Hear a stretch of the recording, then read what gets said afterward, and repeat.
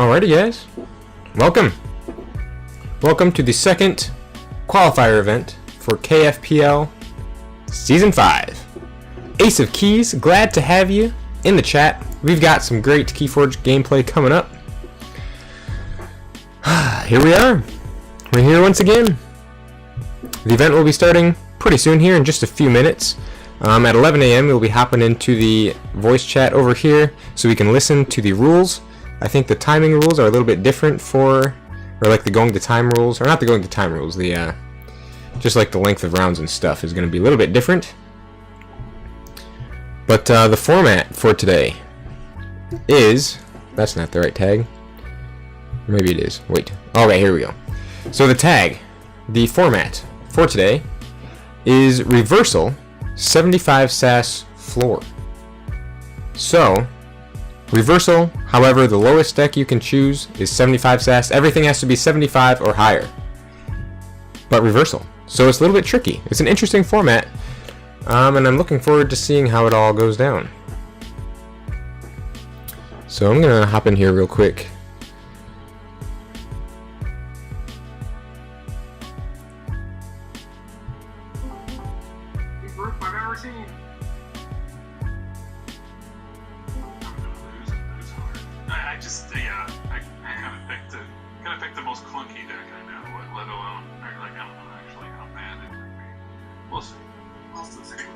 I just picked a deck within the last 3 minutes.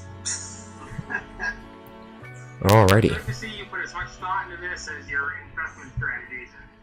Right?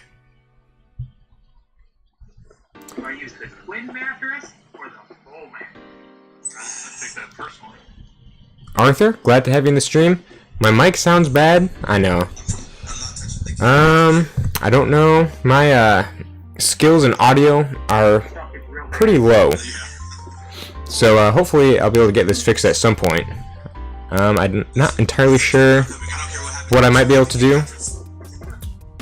Not 100% sure what I might be able to do about that, but hopefully we'll get it fixed at some point. So thanks for bearing with me.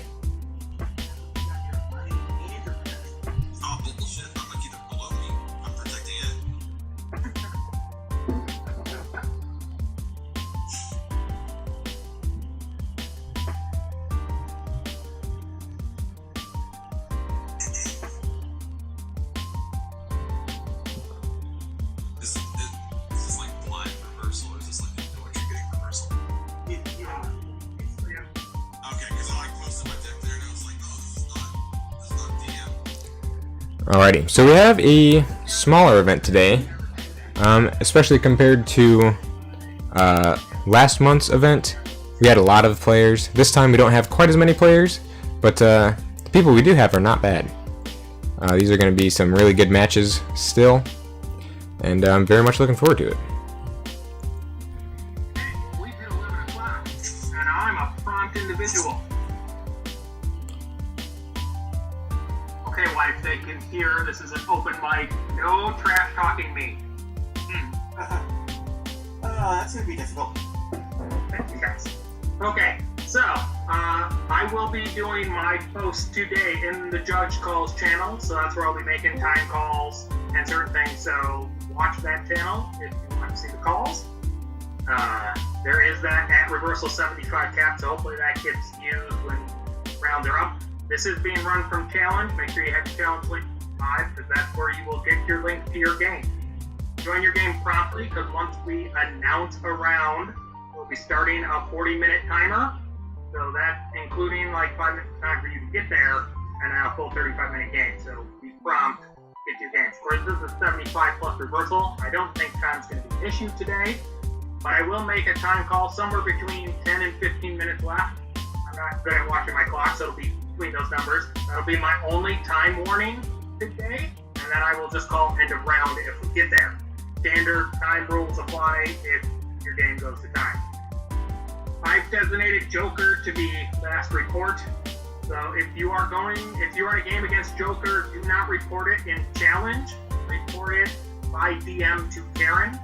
She will add it to the challenge when we are ready to start the next round. We need time to process drops and make sure all the reports are correct, and then we will put in the last game and start the next round. Otherwise, challenge out of pairs if you can't fix things.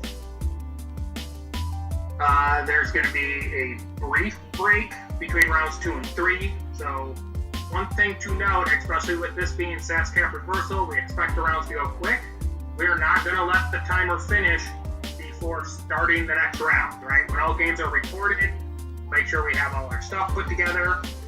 We'll put in Joker's round, we'll announce it, and next round starts. So don't take any extended bathroom breaks because your game got done in 10 minutes, because they could all be done in 15. So make sure you're keeping track of that. But there'll be a short break between 2 and 3, and then there'll probably be another short break between Swiss and Top Cut, right? Because we're going to pull rounds and Top Cut. If you're dropping, let both of us know. So that way we make sure we process it, because it really does make a mess if people drop and we don't get it in there correctly. Otherwise, it's just going to be good, clean, reversal, KeyForge. If something happens with game links, which does happen sometimes with this, whoever the top name and challenge is will remake the game, use lowercase KFPL as the password, and remember we're playing reversal, so you gotta click that box that says reversal. So if some kind of links break, or your opponent drops and they get dropped out, you have to remake the game. Just top person make the game, and use KFPL as your password so we can watch as needed. Use DMs to communicate with your opponent if you're having problems getting them in a game. Anybody have any questions for me right now?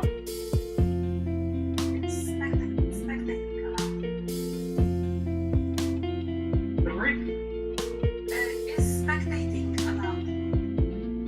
That is a question for Karen. Yes, spectating is allowed. Though we'll have these streams live on Aembermedes, but if something isn't being streamed that you'd like to see, you can spectate as with any tournament. I ask that you don't chat at all. This is a high level play and we don't want to distract the players, so please refrain from chatting at all. I'll use if you accidentally type something, I'm not gonna instantly boot somebody from the tournament, but using the don't be a jerk kind of rule for that, everybody have consideration. The other thing I wanted to mention, the password for all games will be KFPL all caps, which I will tag that. KFPL all caps. Aurora, good to have you. Glad you could join. Okay, so actually all of our links are integrated. Do you have anything else you need to say as a judge for the event? Nope, I think everybody's played enough keyboards that this should go okay. Yeah, I agree. Alright, I don't know what I'm doing. okay, games are up. Timer can start. Let's do it.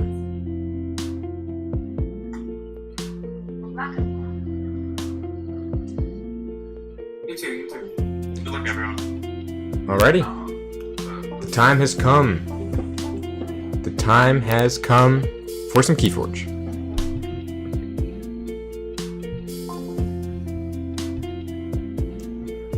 Alrighty.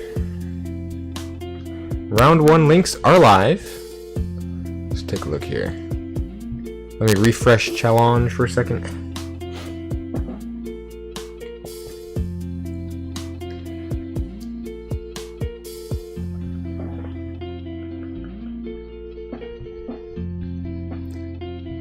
Alrighty, so I think we're just gonna have to do what we did last time and just find the games here on competitive as we go.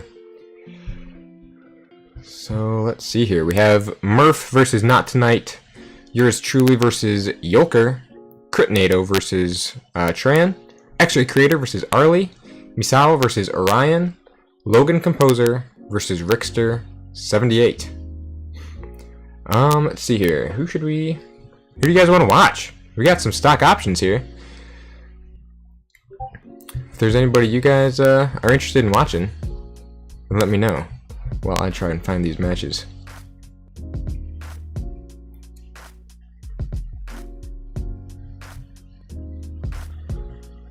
And KFPL, all caps. That's the password. KFPL, all caps. I remember last time we had some issues with the password. So hopefully that will not happen again.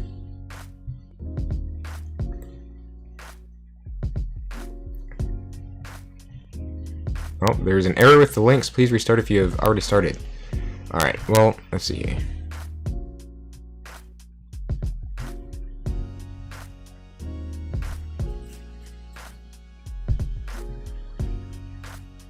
So it looks like now they need to restart or something.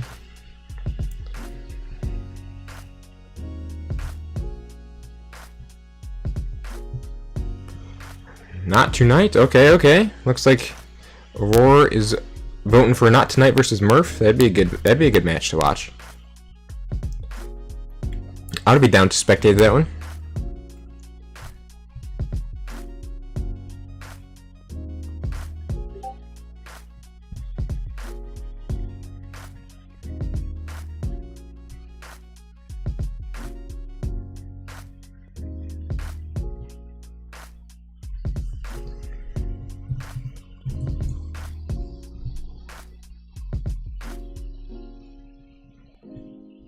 Alrighty. And here we are. Unless they have yet to restart, but if they have restarted already, then we're in the match. Let's see here.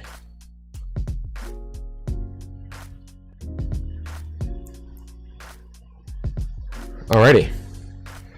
So it looks like we have Murph versus Not Tonight. Not Tonight is giving Murph this deck that I cannot pronounce. World's Collide deck.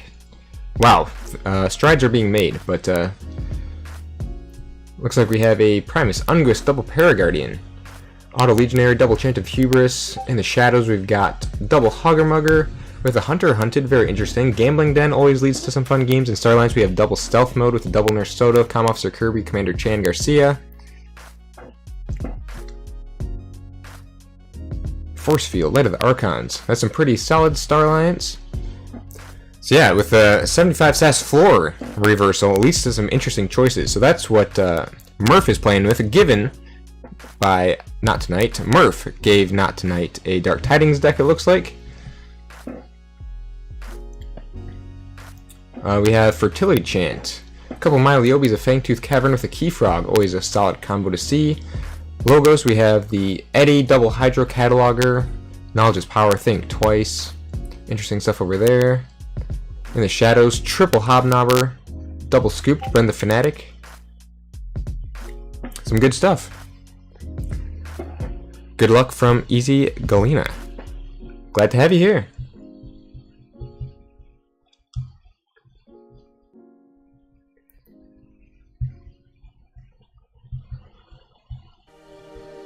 Alrighty, so what are we looking at right now?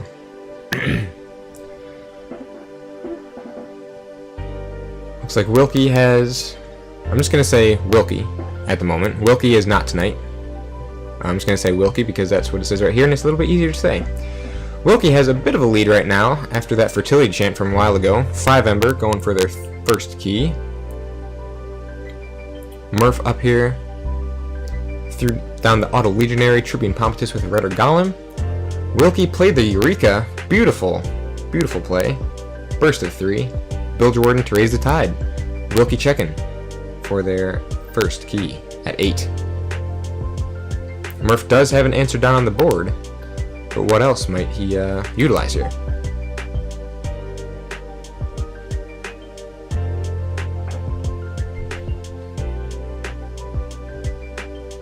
So hopefully this is the properly restarted game. Alrighty. Murph just reaps it on up. Increases Wilkie's key cost by 3, putting it at 9, preventing the forge.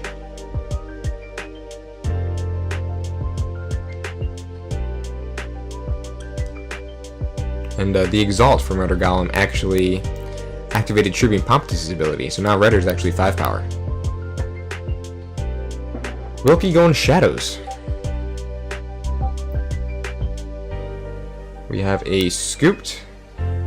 Interesting that the Scooped is just more or less increasing Rudder Golem's power.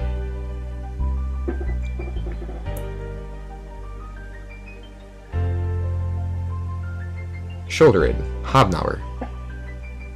Back over to Murph, who forges. Murph with 1 key.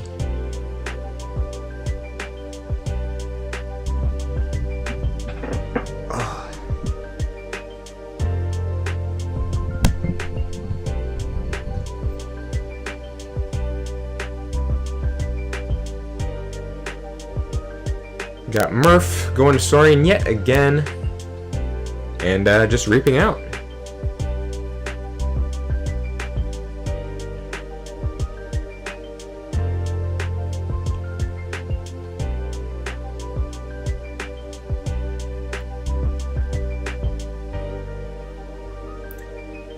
Wilkie Forges at 9. That was one expensive first key.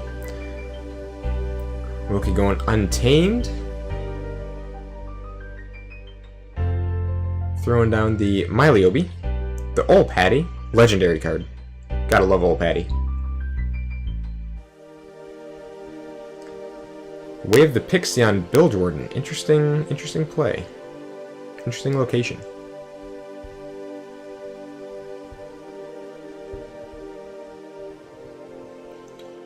Ooh, Murph going Star Alliance.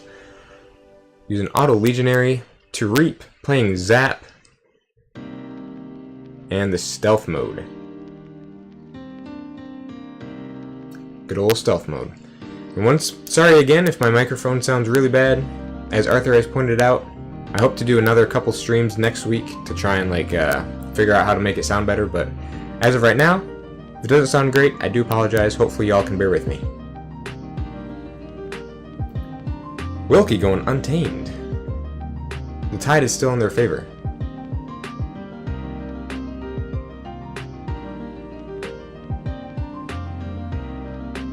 So Miliobi could enrage some stuff. Yep, there's the enraging. Ol Patty for some of that bottom of the deck cycle.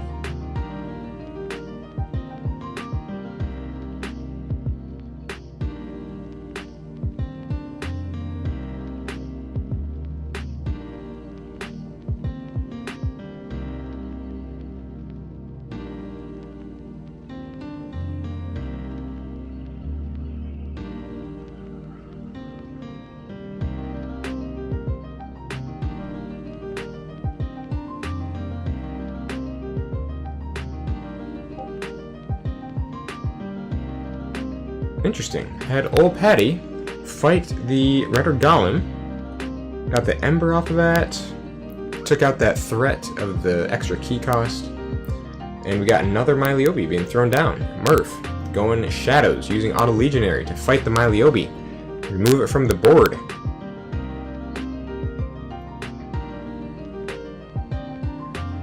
And the Kaimor Eclipse to clear the board even more. Throwing down the Yantzee Gang and the Huggermugger. Hunter or Hunted. Very interesting card, very neat card. I wish it wasn't a rare, because it's such an interesting one. Wards the Huggermugger, and also throws down the Dusk Runner on the Huggermugger. Ending the turn, 2 keys, 1 Ember, to 1 key, 2 Ember. Wilkie going Shadows, for a bit of an answer.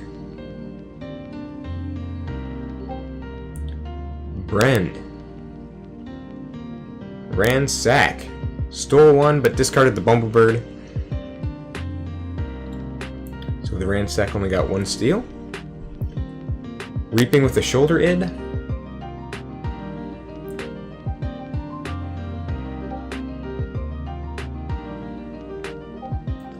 Cement Shoes on the Huggermugger to pop the ward. And another Shoulder Id. Protecting the heck out of that Brend the Fanatic. What sort of tools does Wilkie have in their deck to deal with Brend? A couple scoops could do it, but I don't know. That's probably not the most ideal way. Murph discards the Gambling Den, reaps with the Huggermugger to steal 1, and steals another with the Yantzee Gang. Fangtooth Cavern could potentially kill the Brend if Brend was the smallest creature out there.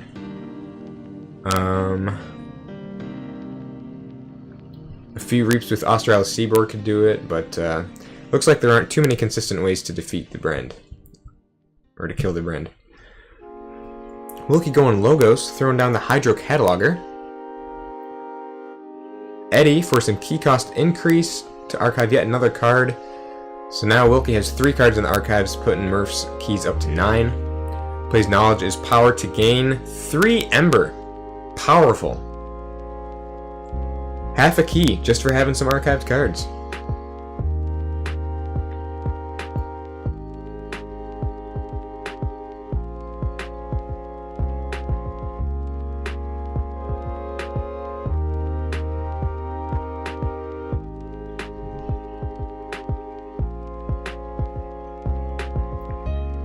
Phase shift, interesting. Phase shift into the scoops. Deals 2 damage to the Yancey gang and captures. Yancey gang captures 1 from Murph. Home side. Murph goes Saurian. Can he answer Wilkie's second key? Throws down another Tribune Pompatus. Thorough Centurion to capture 1. Tribute. Oh. The tribute onto the Thorough Centurion, making Thorough Centurion an 18 power creature. We have an 18 power 1 armor Thorough Centurion out here. Huggermugger and Yancey Gang's power is also getting increased from the Tribune Pompatus. So Wilkie definitely got taken off their second key. Murph is still looking for that 3rd key. Eddie is still a threat on the board for Murph to deal with. Hydra Catalogers out there that could potentially, throughout the next few turns, build up Wilkie's archives even more, making Eddie even more of a threat. Brenda Fanatic is still down there as something to put Murph on edge a little bit.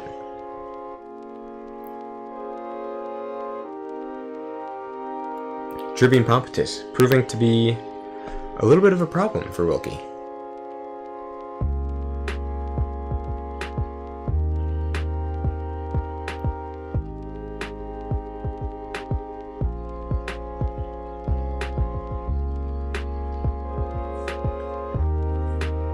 Wilkie choosing Shadows.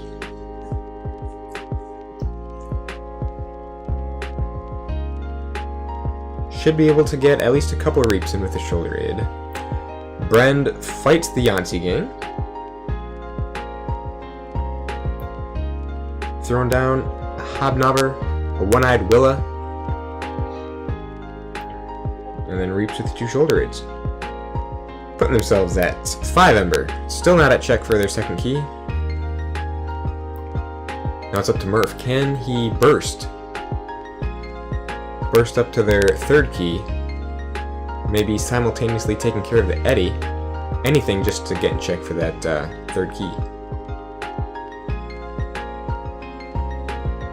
However, Wilkie does have quite a sizable Shadows board established here. Hobnobber is quite a threat at this point as well.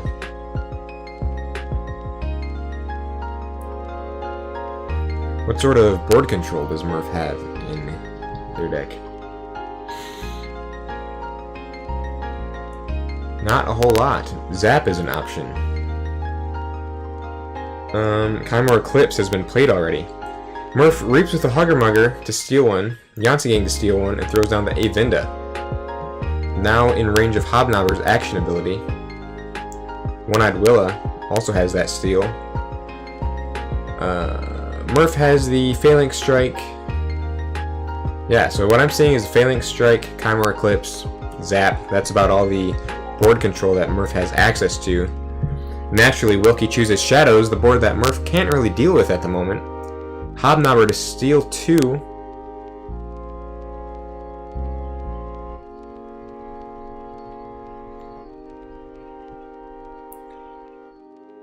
One-Eyed Willa to fight the Yancey Gang, destroying the Yancey Gang and stealing 1, putting Wilkie at 7.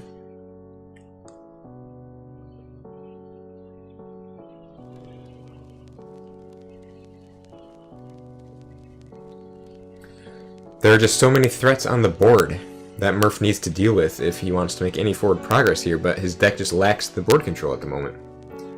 Reaps with the Shoulder Aid twice. Brend fights the Aembermedes. Hobnobber, Brend, Eddie. All these 3-power creatures that are just giving Murph a run for his money. Murph goes Star Alliance. United Action. To play cards from any house for which he has an active card in play. So that would be Saurian Shadows. Plays down the Auto Legionary. Plays the Chant of Hubris to move 1 member from the Hugger Mugger. And places it on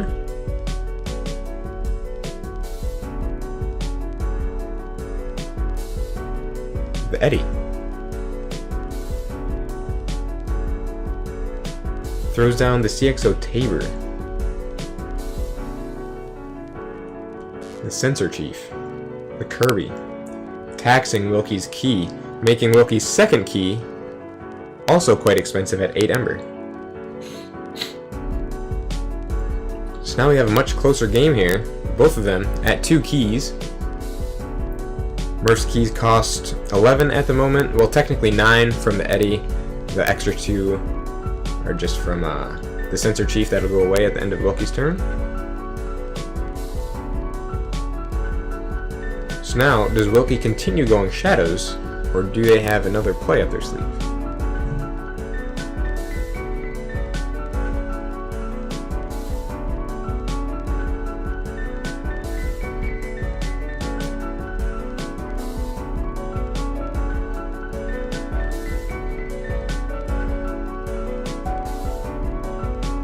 No, Wilkie goes Untamed. Plays Persistence Hunting to exhaust the Tabor, the Garcia, the Kirby. Plays on Myliobia, Fangtooth Cavern. And Fangtooth Cavern destroys the One-Eyed Willa. Which means, if KeyFrog comes down at any point, KeyFrog will be the smallest creature on the board.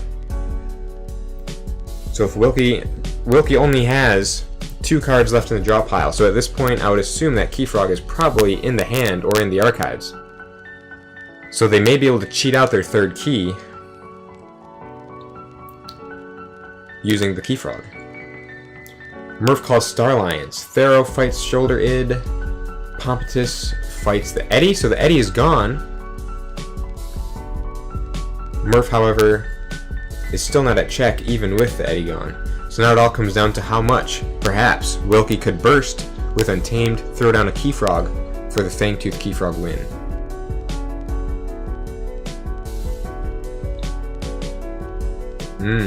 Wilkie's going Logos, actually.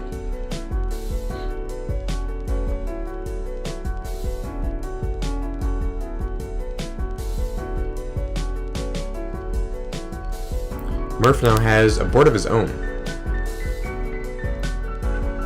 that he can use to his advantage.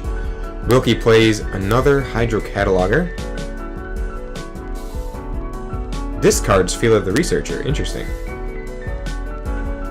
Oh, actually that makes sense, because Fila being a 1-power creature would disrupt KeyFrog being a 2-power creature. So Fangtooth would end up destroying Fila instead of KeyFrog. So that was a smart play on Wilkie's end. Plays the Australis Seaborg.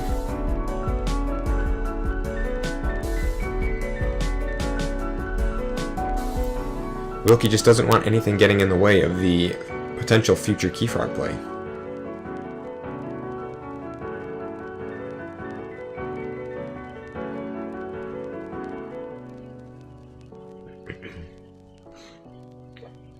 Plays the Think Twice. Very interesting. There are lots of good targets in the discard pile for the Think Twice at the moment. Knowledge is Power would be a good target, I feel like. What else do we got? Yeah, Knowledge is Power. Gain 3 Ember, another half a key off of the Knowledge is Power, which then gets purged. Phenomenal play by Wilkie, putting themselves at check for their 3rd key. But Wilkie's not done yet, playing the Static Charge on the CXO Tabor. That'll finish off the A Vinda at the start of Murph's turn, throwing also 2 damage on the Censor Chief Garcia.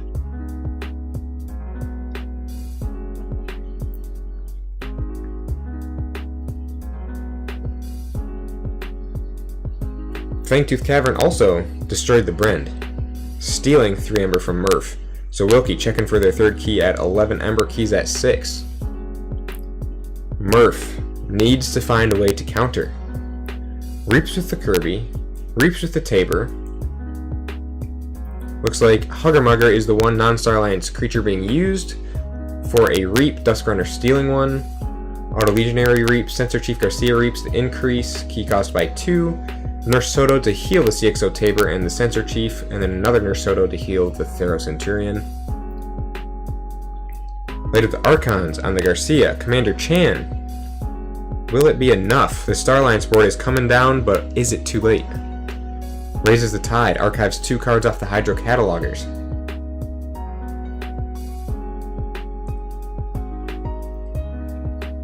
There it is. Looks like that's the game. Good games to these 2 players. That was a very cool game. That Wilkie just had a very decisive turn near the end there, putting themselves at check for that 3rd key with the Fangtooth, destroying the Bren the Fnatic, the Think Twice for the Knowledge is Power, also getting a half a key off of that. That was a good game. Good game. Well played to both of you.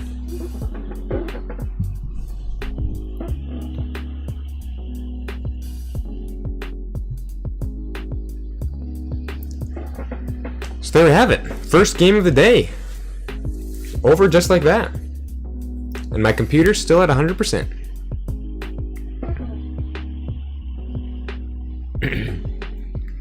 So yep, there we have it. It looks like at the moment that might be the only game that's completed.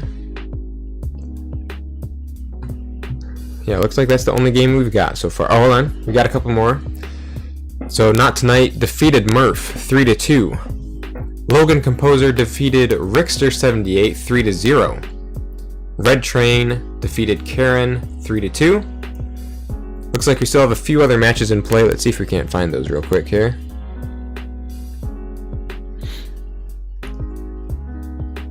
Looks like we've got Yolker versus yours truly that we could tune into real quick.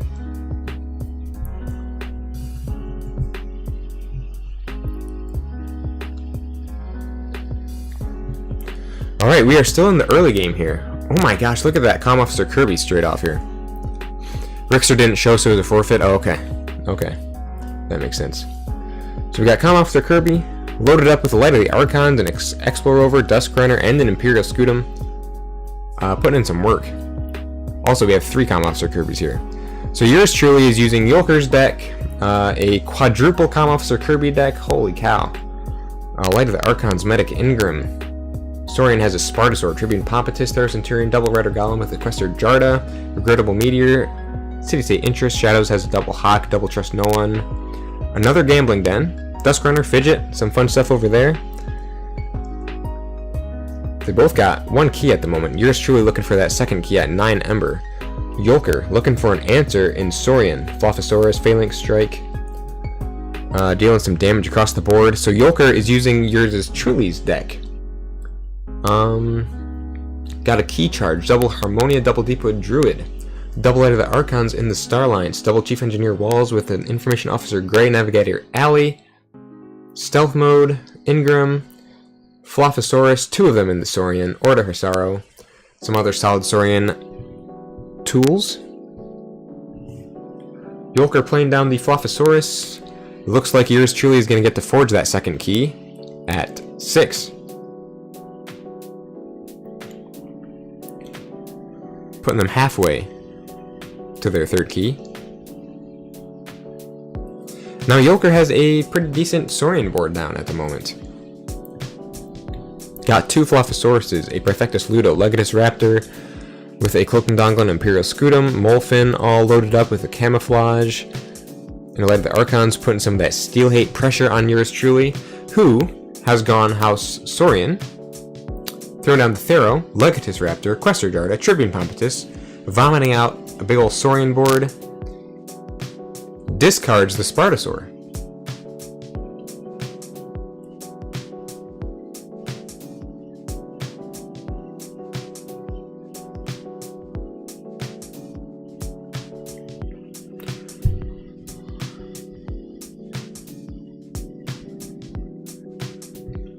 Yolker goes Saurian, no surprise there. Reaps with the Flophosaurus, putting another card in the archives.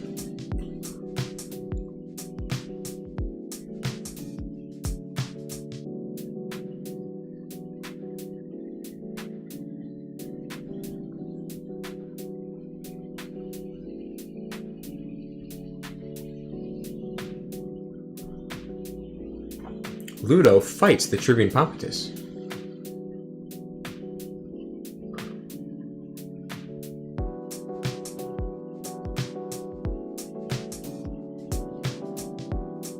Or sorry, Legatus Raptor fights the Tribune Pompatus.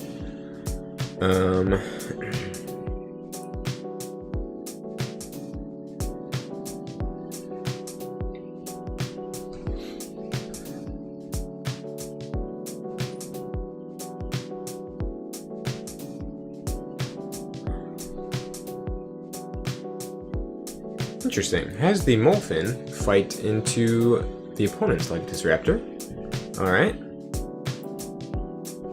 Reaps with the other Flophosaurus. Oh my goodness, the Order Hisaro comes down. Comes down in between the Legatus Raptor and the Molphin, letting Legatus Raptor do even more work. Crazy. Order Hisaro is so good. Looks like we got Legatus Raptor about to put in some more work, fighting into the Thero Centurion. Exalts again to ready and use the Flophosaurus. Currently that Legatus Raptor has 5 Ember stacked onto it. That Imperial Scutum hopefully will be coming in clutch. Does yours truly have any bounce that they could use?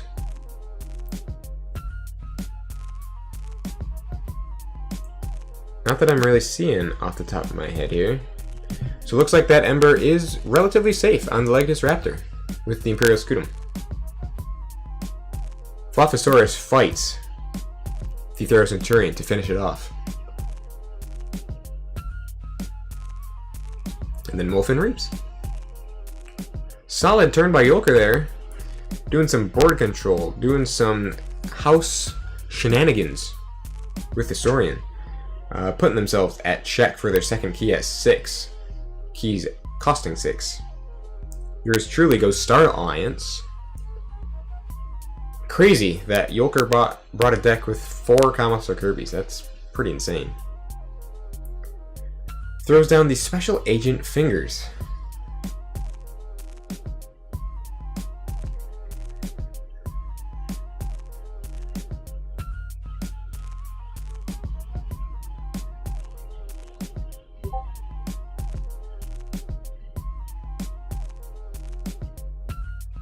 Got the Science Officer Kinkin. Reaps with the Kirby. Which it looks like the Dusk Runner stole one and activated the Molphin and killed a whole bunch of their creatures. Doesn't look like yours truly took that into account, unfortunately. Molphin actually put in some work. Incredible. Medic Ingram wards and heals the Common Officer Kirby. Crazy. Common Officer Kirby has 7 power, 6 armor. Light of the Archons. Such an incredible upgrade.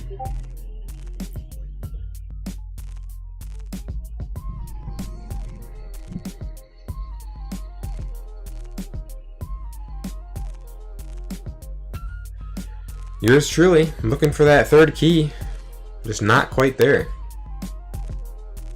Yolker was prevented from their 2nd key through that play. Dusk Runner stole that Ember, however, at the consequence of the Molphin.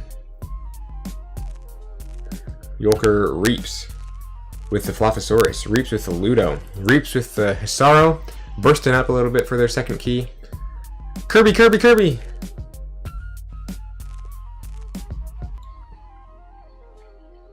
Now the question is, what does Yolker do with that Legatus Raptor? Again, that Ember seems to be pretty safe on the Raptor because of the Imperial Scutum. I did not see any bounce back to hand or anything in yours truly's deck. Looks like Raptor fights the Medic Ingram, removing it from the board. Reaps with the Walls. Returns the Cloaking Dongle to their hand.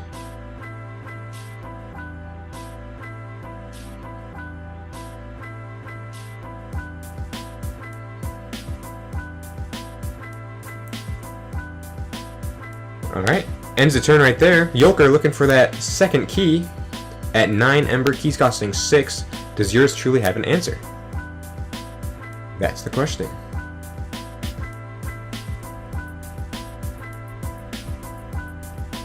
Not a bad game so far. Not a bad game at all. Yours truly goes Saurian, reaps with the Jarda, does Exalt for that extra Ember gain, Rudder Golem to tax Yolker's key, the Paraguardian. So now yours truly has successfully put themselves at check for their third, while taxing Yolker's second key, making it quite expensive at 9. However, they do both have 2 keys now. Does Yolker have an answer for yours truly's check?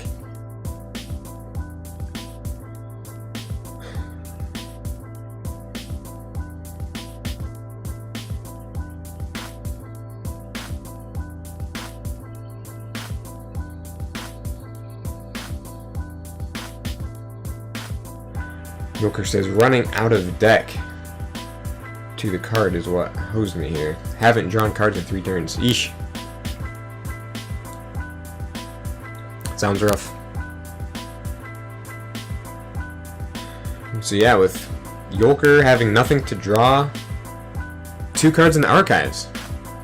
There are 2 cards in Yolker's archives. Unlucky timing.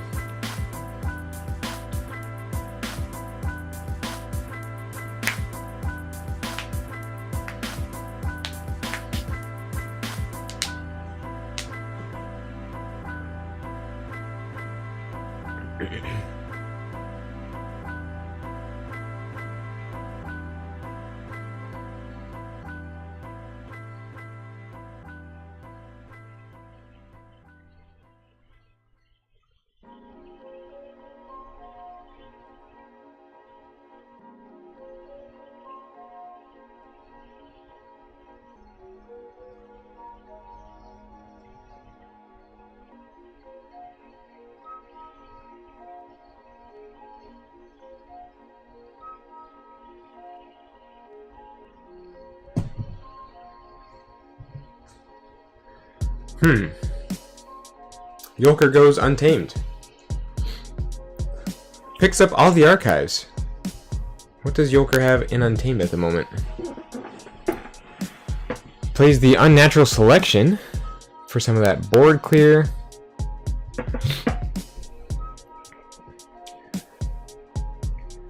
Who survives and who doesn't?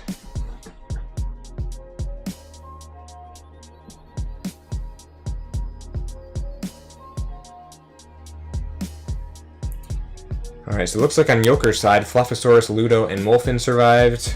Looks like the ward protected the Comm Officer Kirby, and also left alive the Paraguardian, Rudder Golem, and Kinkin. So now all that Ember that was on the Legatus Raptor is gone, off the board. Imperial Scudum took care of that.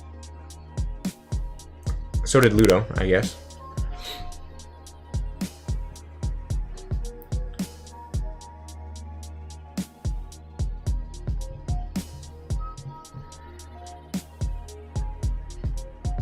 Deepwood Druid heals the Molfin. Harmonia. 2 Harmonias, in fact. Nature's Call. Okay. Oh, wow. Nature's Call to put Kirby, Kinkin, and Paraguardian back in the hand. Reaps with the Molfin. Key Charge. Attempts the Key Charge play, but all it does is make Yolker lose an Ember. Gravid Cycle.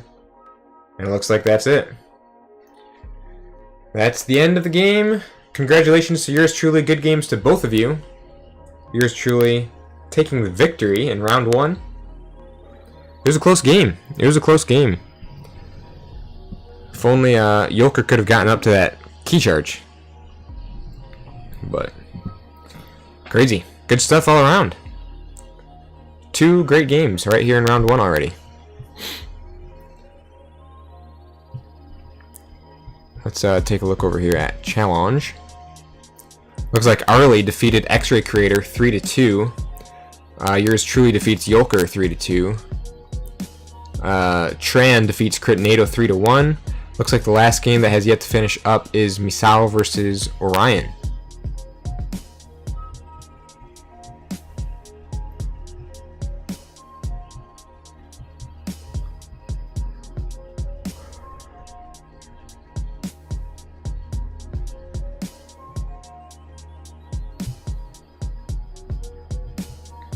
Alright, I'm gonna refresh the page here.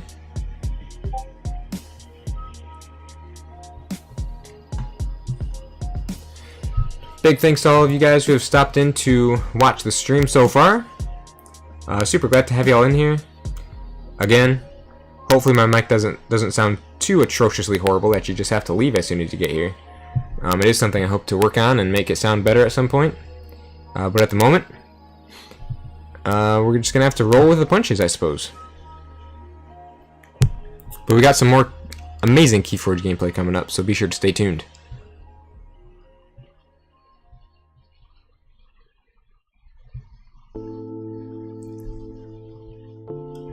Alright, looks like this is the last match that we have for round 1. Let's hop in and see where they're at.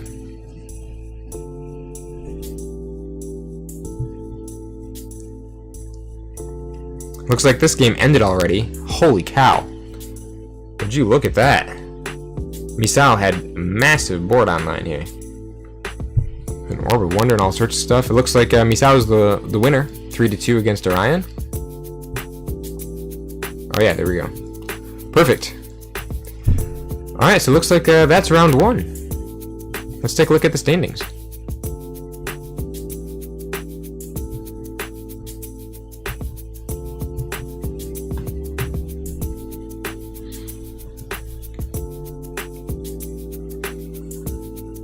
So up in the top, Logan, Tran, Misao, Red Train, Not Tonight, Arlie, all at 1-0. Everybody else at 0-1. I suppose yours truly is also going to be up there at 1-0 in a second here.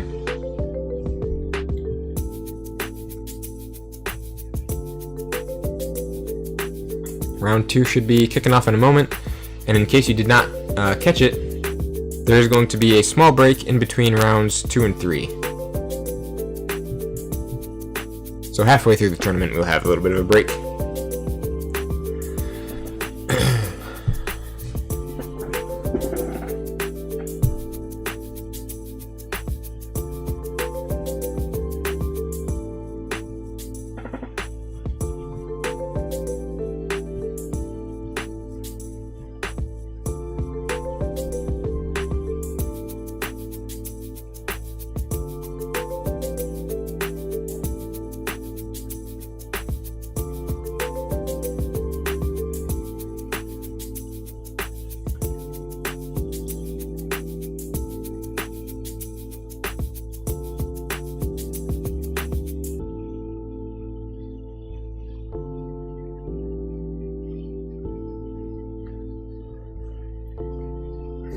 Alrighty, I will be right back. I'm actually going to go and grab a glass of water, because I'm going to be talking for quite a while today, so I'll be right back.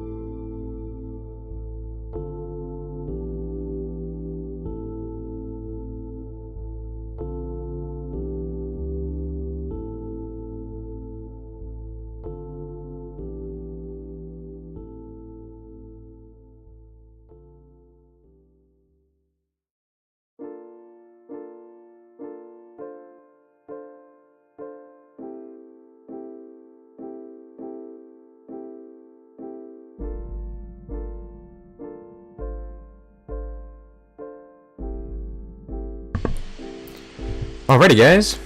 I'm back. Got my glass of water. Feeling good. Let's take a look over here. Alright, starting up round 2 in a minute here. Looks like Rickster 78 is going to be dropping.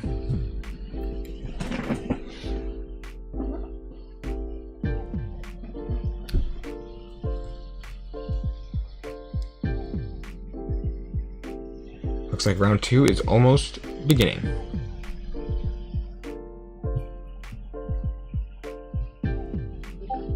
Alright, let's refresh one last time to check out these matchups here. So over here, in round 2, we have Red Train versus yours truly, Orion versus Critnado, Logan versus Tran, Karen versus X-Ray Creator, Misawa versus Not Tonight, and Murph versus Arlie. Alrighty.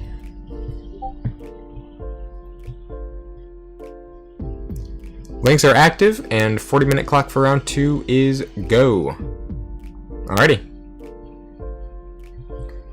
So it looks like these round 2 matches should be showing up in just a minute here. We can hop in.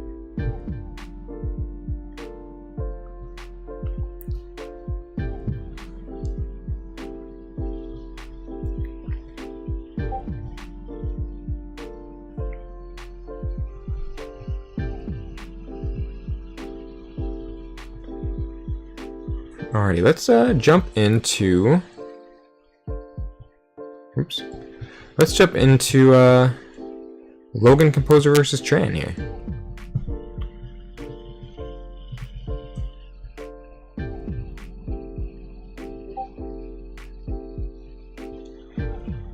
Alrighty. Wow, we've got a play already. Logan Composer throwing down Dark Fairy. So Logan Composer has given Tran an Age of Ascension deck. Double Oath of Poverty, double Spirit's Way, double Golden Aura. Wow, an AoE deck. That's interesting, actually. Double Archimedes with a Helper Bot. Time Traveler HFFS deck. We've got Drummernaut. Unfortunately, no Ganger Chieftain to go along with them. Coward's End. Iron Obelisk. Double Bramo. Looks pretty solid all around. Barrister Joya. And speaking of the Time Traveler and everything, looks like Tran is already going to town with this big old Time Traveler turn. Igor. Poke. Hitting up that Dark Fairy with the damage. Sloppy Labyrinth to archive a card and discard a card. Huge Logos turn right out the gate. Discarded into the fray. Tran gave Logan Composer a Mass Mutation deck. Looks like it's a Dark Harbinger deck with a double Mutation of Instinct, Mutation of Cunning, double Reclaimed by Nature, double Lost in the Woods, double Resurgence. Lots of doubles, lots of consistency here. We also see that in the Star Alliance with the double Commander Chan, Explorer Antony. Double Antony, that's a threat to be reckoned with right there. Ambassador Liu, we got a Veil Jericho. Speaking of Antony, one Antony got thrown down already with an Explorer thrown onto it. Triple Tempting Offer, double Dark Wave. Look over there with a Shadowsmith. Shadowsaurus is not seen very often, so that's a cool card to see. Double Dark Wave. Red Alert for some of that board control. Triple Tempting Offer is interesting. 2 Reclaimed by Natures to deal with some artifacts that may be thrown down at some point. Armory Officer Nell with, let me see here, 1, 2, 3. I see about 3 artifacts. 3 cards that could be played as upgrades, not artifacts, that Nell could benefit from. Tran is going Brobnar. Into the Fray is gone. Plays the Groggins. The Spirit's Way. Double Spirit's Way is some good board control for Tran.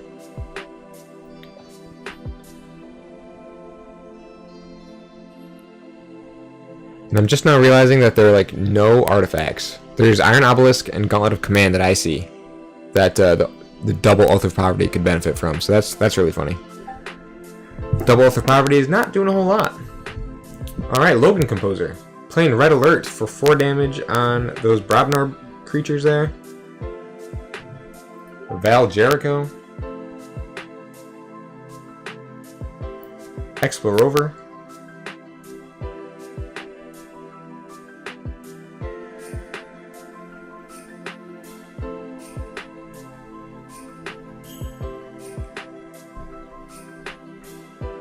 Antony fights the Groggins.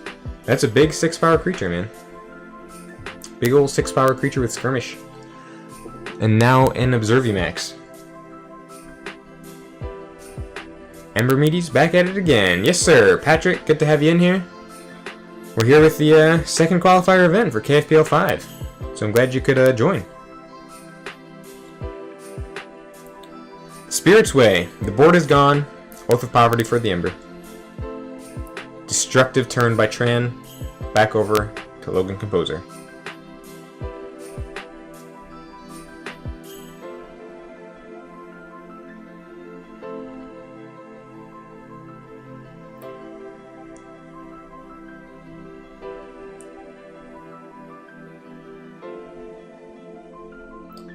Alright, Tran is, well, Logan just played another Antony into Commander Chan. Tran is going double Archimedes with a Helper Bot, Pip, throwing down some Logos creatures. And Helper Bot plays the Grok. Wow. Still has a card in the archives. Neither of them anywhere near their first key. Tran was getting there, but those Antonies keeping him away.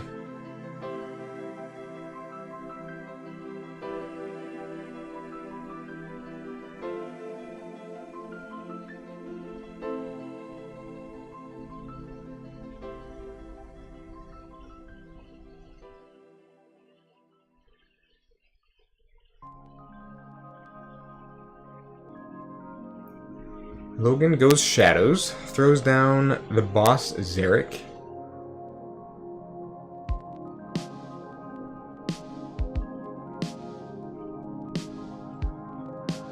So that should give the Antony elusive, am I right?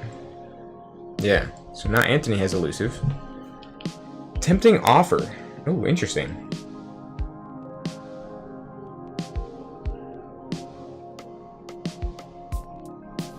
Who is he going to put back in hand? Puts Grok back in hand. Interesting. Plays the Mug. And takes out... Oh, interesting. Wow, this Mug must have a ton of bonus number. Or, icons, I mean. Ugh. Okay, nope, just the one. Has an Ember and then the Capture. Captures onto Commander Chan. And kills the Pip. Antony puts an Ember back into Tran's pool. Back over to Tran, they're going Sanctum.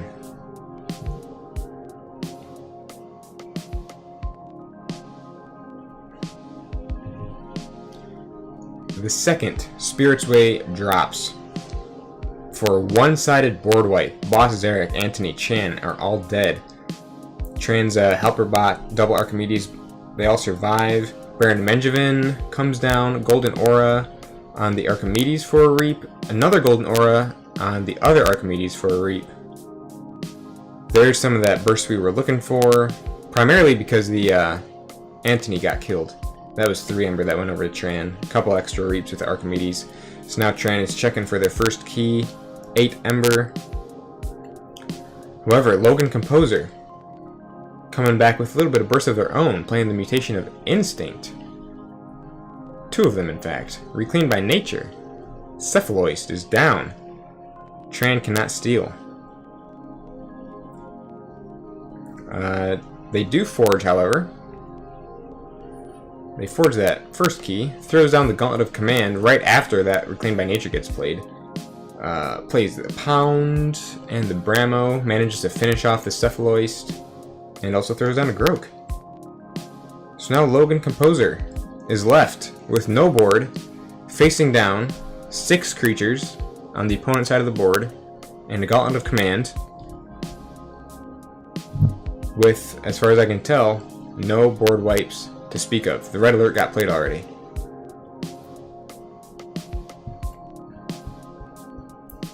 They're going Star Alliance. Subject Kirby plays the Dark Harbinger.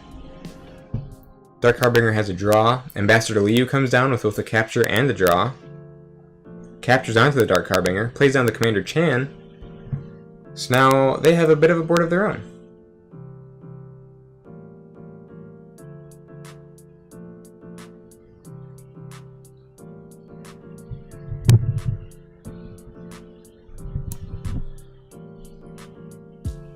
Tran plays Prince Derek Unifier.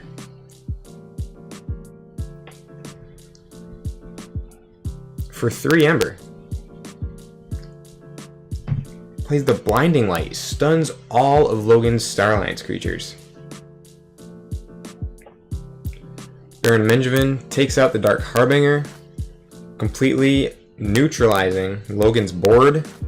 Plays the Oath of Poverty for 3 more Ember, destroying the God of Command. Checking now for their second key at 10 Ember, keys costing 6.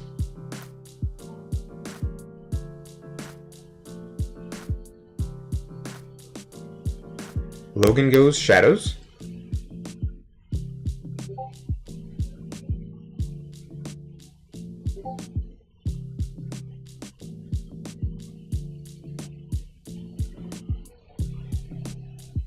We've got the Dark Wave. Okay, wow. Doing some destruction. Both Dark Waves come down, in fact. Mass damage. Perplexing Sophistry.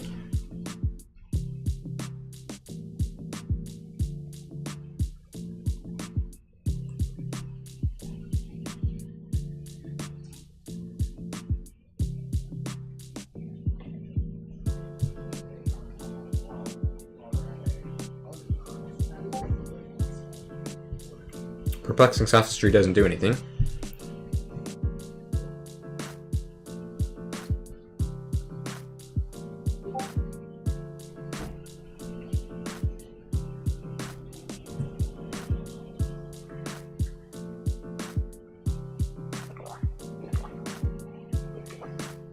And that's that. Tran forges their second key. Things are looking a little bit grim for Logan at the moment. Tran plays on the Fetch Drones, the Seismo Entangler. Pip returns. Aembermedes by the Prince Derek. Oh my goodness. And the Help from Future Self comes down. Time Traveler returns. Another big old Logo's turn. Time Traveler draws 2. And Aembermedes again. Or second Aembermedes, I should say. Thrown down by the Pip.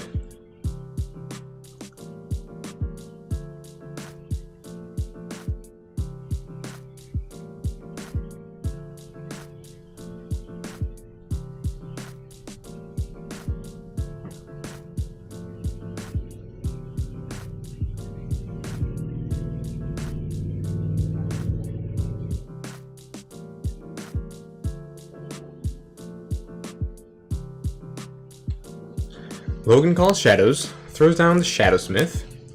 So now, pretty much his entire board should be elusive at this point. Shadowsmith has a capture bonus icon and captures onto Ambassador Liu.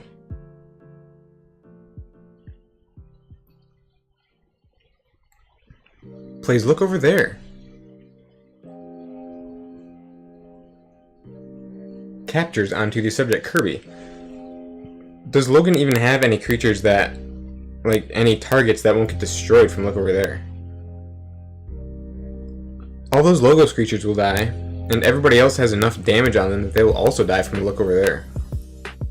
So Look Over There does not get any steal. Deals 2 damage to the Grope to finish it off. Tran reaps with the Prince Derek by calling Sanctum. Plays Spirit's Way again. And an Oath of Poverty. Wow.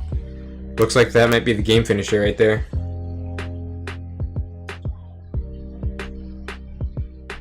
Looks like that might be it.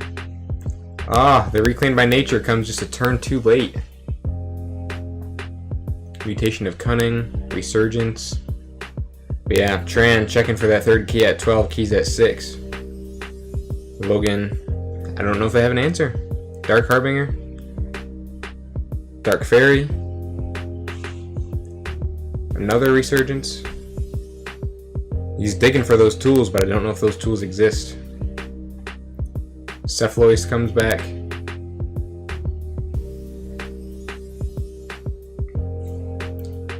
Lost in the Woods. Reaping it up with the Dark Harbinger.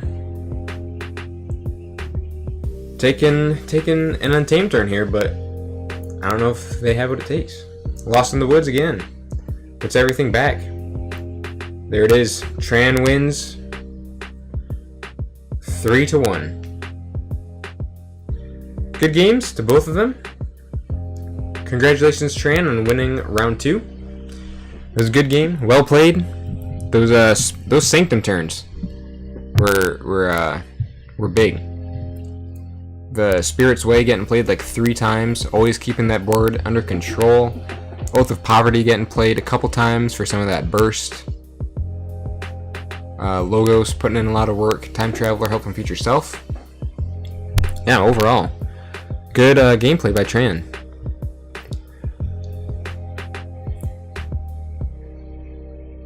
I think those Antonies just came a little early. They were both very early game within the first key. Both those Antonies came out. Had they came out later, Logan may have been able to put up a little bit more of a fight. But alrighty, so that is a win for Tran on the board. Tran wins 3-1. Looks like X-Ray Creator won 3-0. Arlie won 3-1. Getting beaten in reversal is a very different feeling. Yeah, it definitely would be. Getting defeated by your own deck. Alrighty, so it looks like we got a few games left over here. Red Train, Orion, and Misao. Let's see if we can find one of those.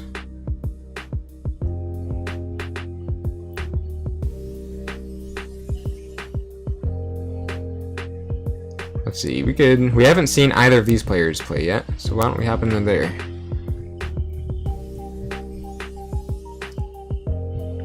It's like the deck is attacking you for not believing in it.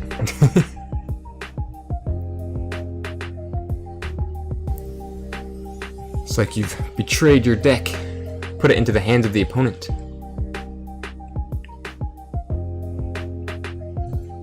As something that cannot win. Alrighty, so over here with Crit NATO and Orion, we've got quite the game going over here. Big boards on both of them. Orion has given Crit NATO a Mass Mutation deck with some interesting logos, some Starlines up in there, a Barrister Joya, Orb of Wonder. There's a library card out here. Interesting stuff all around. Some good tools. The Practical Tailor of Dark Path. So that's what Crit NATO is piloting. And then Orion is piloting Crit NATO's deck, which is a Worlds Collide deck. Triple Twin Bolt Emission. Triple Flophosaurus. Double Babbling Bibliophile with an Eddy. Hologrammophone. Automaton. No Discombobulator to go along with it. Double Axiom of Grisk with a Rudder Golem. Thero. Draco Praco Paraguardian. In Starlines, we have the classic Starlines lineup of Helmsman Spears, Garcia, Frayne, Armsmaster Molinas with the Quadricorder, Light of the Archon's Cloaking Dongle. All the classic Starline stuff that you like to see. And it looks like there's quite a board thrown down here. Crit NATO has the autoencoder out at the moment. Got a lot of protection going on of Lieutenant Gorvanal, the Sensor Chief Garcia, and the Cronus. Those are some good tools to have. Ardent Hero has 2 draw icons, that's pretty cool. Looks like some redistributing of Ember is going on right now. Orion has Rudder Golem down. Perfectus Ludo for some of that Ember protection. Helmsman Spears is currently down. Not dealt with at the moment.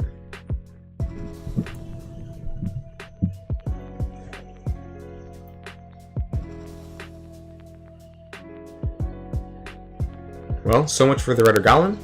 It's gone. Orb of Wonder drops. The legendary Orb of Wonder.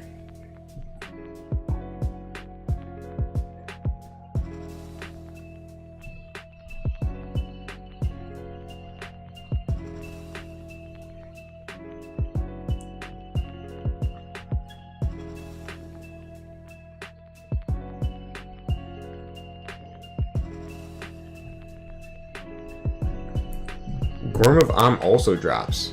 Gorm of Am has 2 capture pips on it, my word. Poor Orion, man. No Ember, no keys. Up against crits. 1 key, 1 Ember. But you never know. Anything could happen in a game of KeyForge. Helmsman Spears is still out, left undealt with at the moment. I'm assuming Champion and Naffiel will probably deal with Helmsman Spears in a second here. Never mind, Naffiel reaps. Helmsman Spears survives. What does Orion do?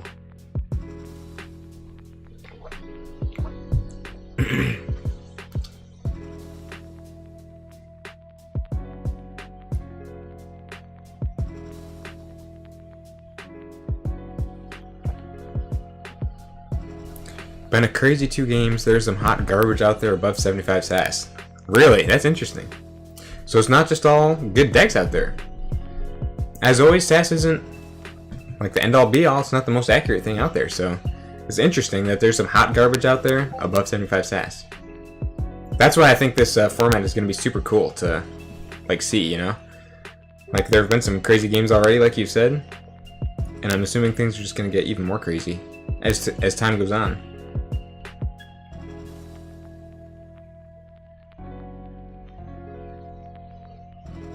Orion throws down the Lieutenant Cracker, reaps with the Helmsman Spears and discards the Legionary, the Quant, and the Twin Bolt Mission.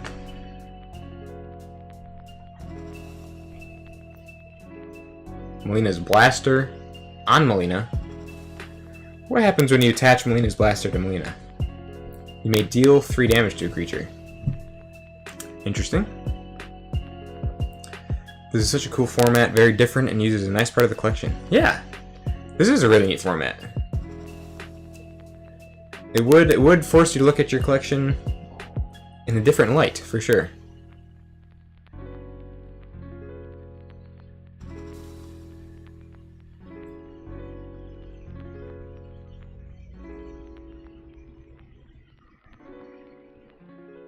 And Frayne and Garcia also dropped. Now, in the future, if this is ever a format that I get the chance to play in, I would love to give it a shot, because it seems very interesting.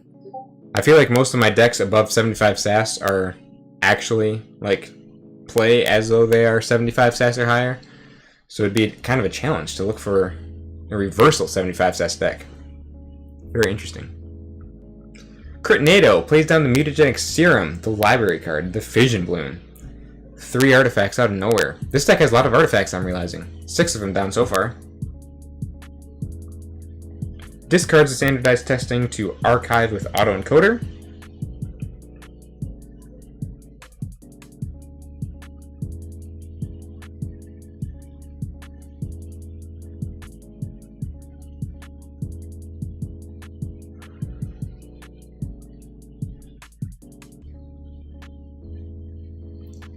Gorm of destroys the Anomaly Exploiter. Interesting. I like that you use cards that you aren't used to maxing. I got destroyed by Hallowed Shield. Nice. And then Anahita the Trader. Yeah, that is interesting.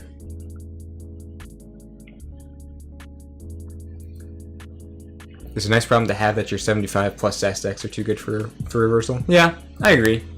It's not the worst problem to have. QMax Reaps. Causal Loop archives a card.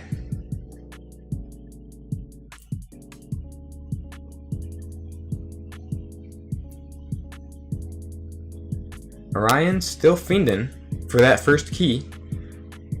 Might be able to forge right here if Critnado doesn't have an answer. Anahita is great. What is this, Slander? I agree. I do love me some Anahita the Trader. I wouldn't be surprised if Anahita actually came back for Winds of Exchange. I mean, Anahita's trade theme is right in her name, which would match with Winds of Exchange's theme. So I sure hope that she returns for WoE, for WoE, for Windex.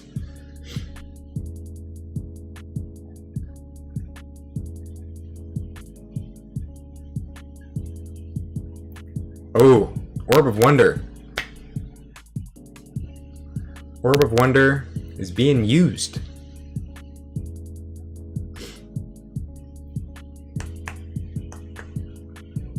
Two artifacts that I placed in S tier in my video. The autoencoder and the Orb of Wonder. Professor Tirado is being dropped with a draw icon. Lots of draw icons in this deck I'm seeing. Alrighty, the turn ends right there. Orion at last gets to forge their first key.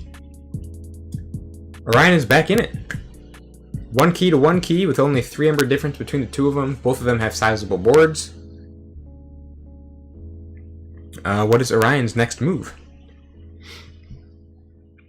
Star Lions. Naturally, you gotta make use of that Helmsman Spears.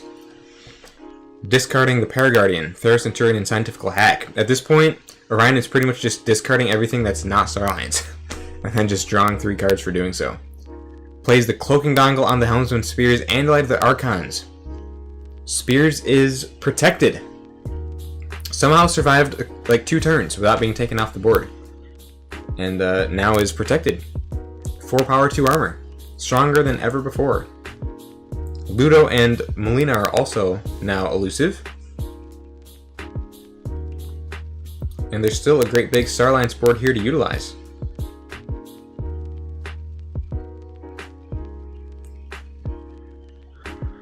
Interesting. Garcia fights the Dino Alien. Reaps with the Frayne. So Orion's now in the lead by 2 ember. A very, very, very minimal lead, but a lead nonetheless. Frayne captures onto Lieutenant Cracker. Reaps with the Melina.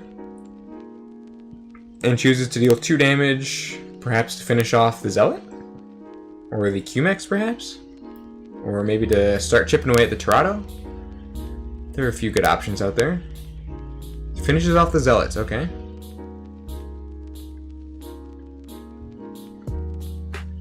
And then Reaps with Cracker. Just like that. And out of nowhere, Orion. Check in for their second key at 6. What a turn. Does Critnado have an answer? Torado survived, so mutant creatures do draw when they reap.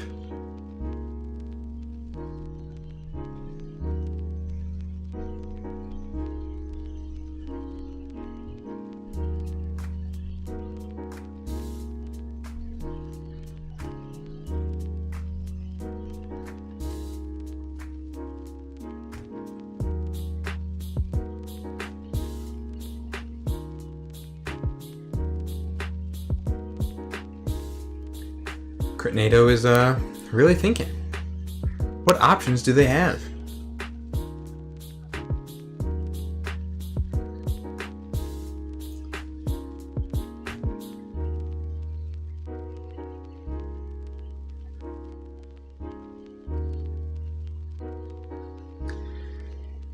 Alright, they're going Sanctum. What sort of tools do they have in Sanctum for this? Barrister Joya. Is Barrister Joya? Barrister Joya is still an option. So they still got some good cards to choose from. Reaps with the Anaphiel. Oh, plays the Smite. Smite fights the Melina.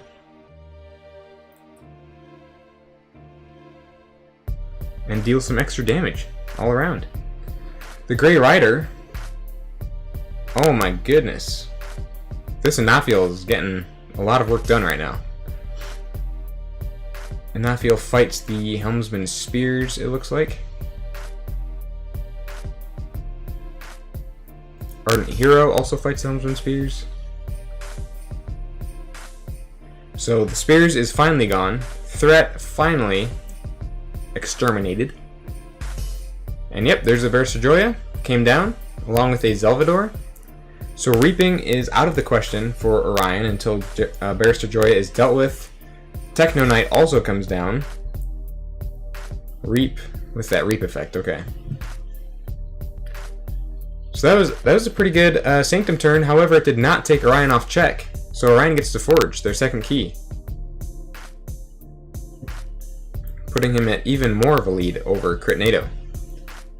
Orion was at a huge disadvantage to start. Not disadvantage, but they were pretty far behind when we first entered the game. And now Orion is making a huge comeback.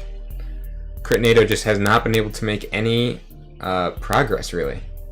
Besides throwing down a board, taking down the spears, that's it. But no, like, Ember generation has really been happening.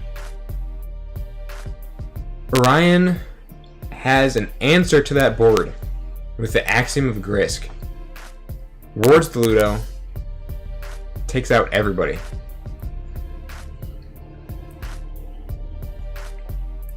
Reaps with the Ludo, plays Lophosaurus. So now Critnado's board is gone. Mutagenic Serum is not going to be doing much.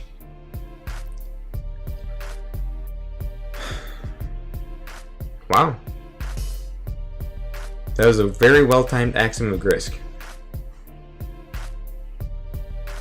Got rid of the Barrister Joya. Ardent Hero. All those big creatures are gone.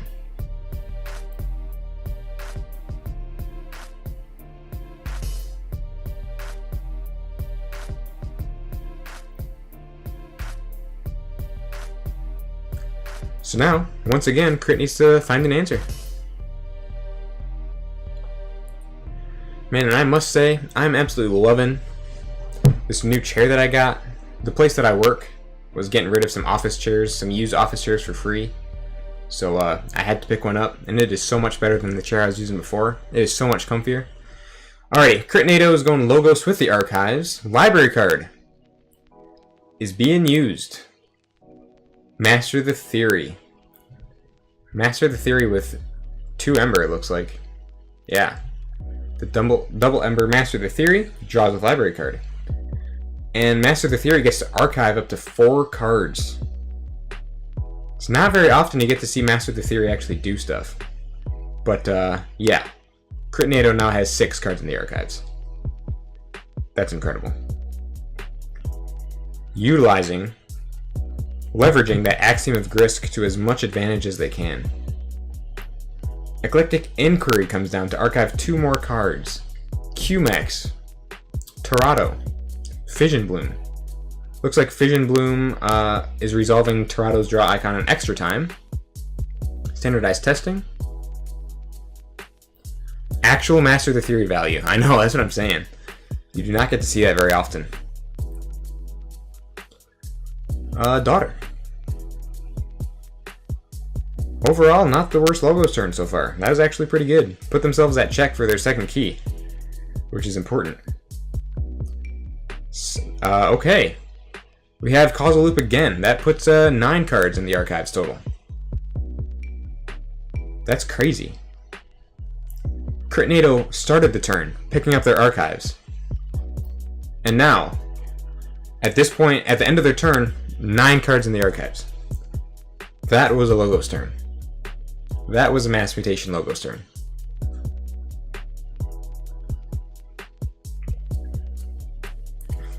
Orion, with a Logos turn of their own, Scientifical Hack, Twin Bolt Emission to take out the Daughter, put 2 damage on the Torado, throws down the Eddy to archive a card.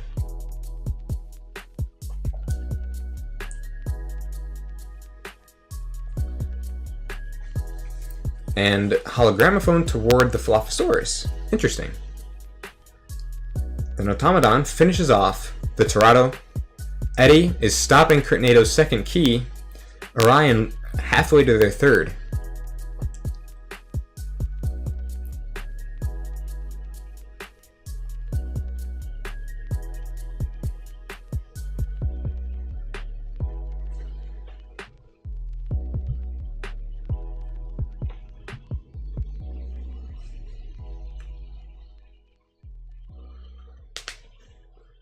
Man, we got quite a crowd watching this match right here. We got 5 spectators up in here. We've got 8 of you guys watching the stream. Once again, thanks to all of you guys who are stopping by to watch.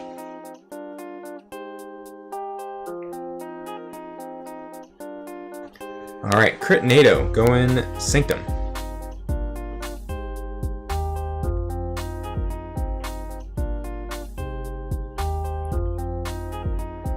Dinobot! Hello! Welcome to the stream!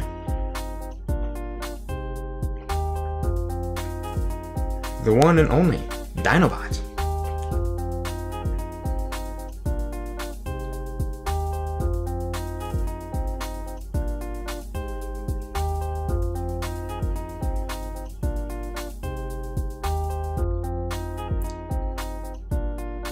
You've been lurking? Oh yes, I do that all the time.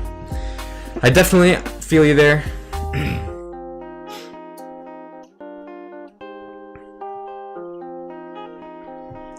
I practiced a little for this, but forgot to register. Oh, okay. Well, I think this format will be coming around again at some point. What's the format being played? Yes, Fudgeinator is correct. 75 sass for reversal.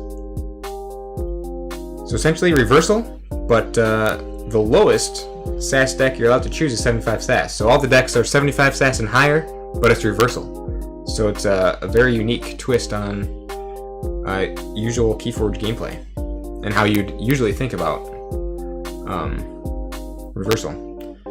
Alrighty, so Critnado throws down Anafiel, Barrister Joya, Ardent Hero with 2 draw icons. Joya also had 1 draw icon. The uncapped version will be coming around, that's for sure. Oh yeah.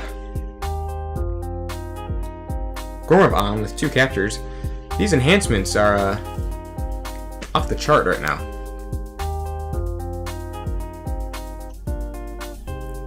Orb of Wonder drops again. Critnado's getting all their heavy-hitting artifacts back.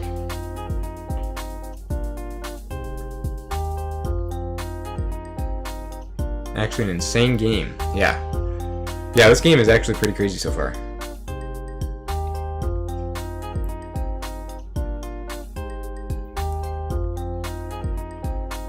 Salvador is down. Grey Rider is down. Looks like Salvador fought the Flophosaurus to pop the board. Getting a little bit of work done there. And then Zealot comes through to finish off the Eddie, putting keys back at 6.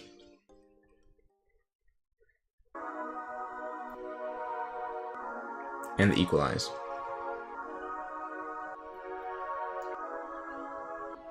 Orion really needs the Flophosaurus value? Yeah.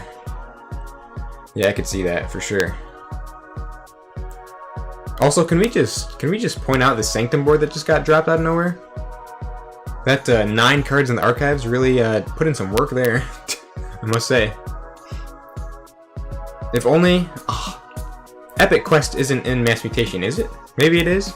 But either way, imagine there was an Epic Quest play that just got pulled off right there. Because that was like 8 or more Sanctum cards that just got played on that turn. Epic Quest would have fired off. One can imagine.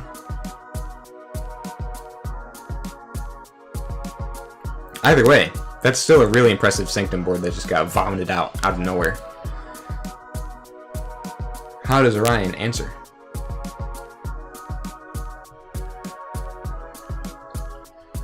And yeah, Joya is so brutal. Particularly when it's protected by an Anafiel and an Ardent Hero. Good luck ever getting to reap with your creatures ever again. Orion does go Sanctum, throws down the Legionary. Hopefully we'll get some of this Flophosaurus value that we just mentioned. Oh, the Axiom. Another perfectly timed Axiom of Grisk. Another Flophosaurus drops. Praco drops. But I mean, yeah, that's Crit's entire just Sanctum battle line gone. Out of nowhere.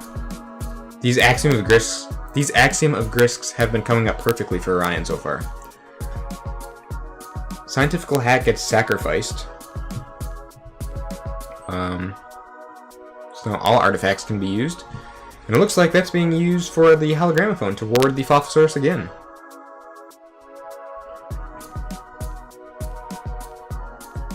And unfortunately that Reap cannot happen with Flophosaurus. Instead uses him to fight into the Joya.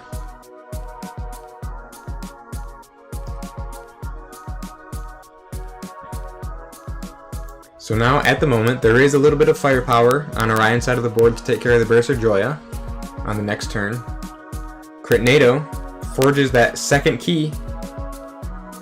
Crit's back in it. We are once again tied up. 2 keys each, 1 ember each, going into Crit's next turn here. Trying to recover from that Axiom of Grisk.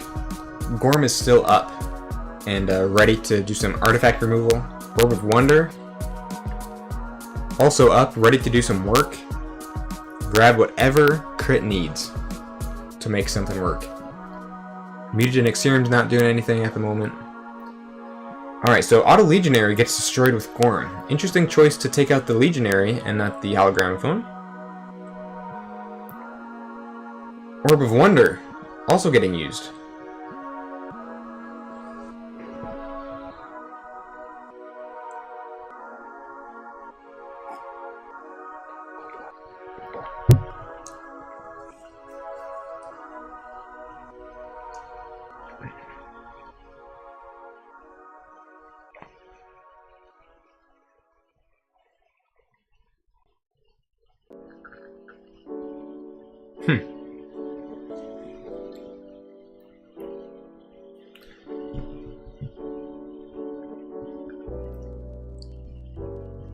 Dino Alien. Looks like hit up the Dilophosaurus with a few damage with that Exalt there.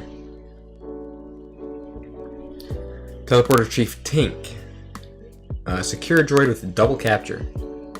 So that means there's double capture on the secure droid and double capture on the Gorm of Am. There's a lot of enhancements in this deck. It's pretty cool. Dr. Sheep chimes in, says that is time in the round. Alright, so we're going to time here, it looks like. X-Floor over to finish off the Dilophosaurus, and Garcia to increase key cost by 2.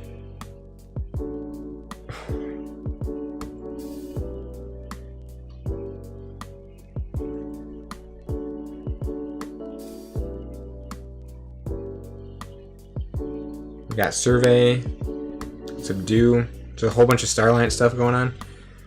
Time rules, I know it. You never know what to expect with time rules. Wow. What is this? What is this Starlight's turn right now? Where are all these creatures coming from?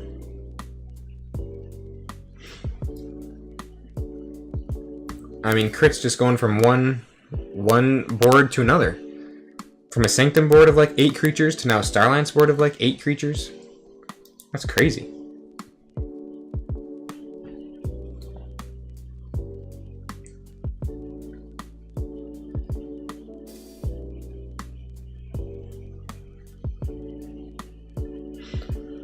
Orion, with the Starline's turn of their own. Melina, Walls. How can he answer Crit's 5 Ember at the moment?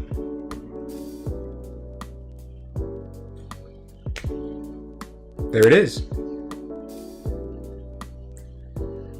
There it is. The Barrister Joey got finished off, but did not matter. That's the game. Well played to both opponents. That was an insane game. That was a crazy game. So much fun to watch. Crit with those massive boards over and over and over and over. Orion with the Axiom of Grisks to answer them. Orion with that nearly a comeback. Like that entire middle portion of the game was Orion coming back right there. But Crit still managed to take it. Good games all around. Yeah, even after 2 Axioms it still wasn't enough. That's crazy. What a game. Alright, let's see how things matched or finished up over here. Looks like we have Not Tonight, 3-2 to Misao. Arlie, 3-1 to Murph. Red Train, 3-1 yours truly. And then Critnado beating Urian, barely. And that's it. Alrighty, so it looks like we now have a 5-minute break before round 3. So we got the small break here between rounds 2 and 3, and then after the 5-minute break, round 3 will begin. Let's refresh this right here to get everything up to date. And it looks like these will be our matchups when we return. Alright, so I'm going to take this 5-minute break myself, and then we will get into round 3. So I'll see you all again in just a few minutes here.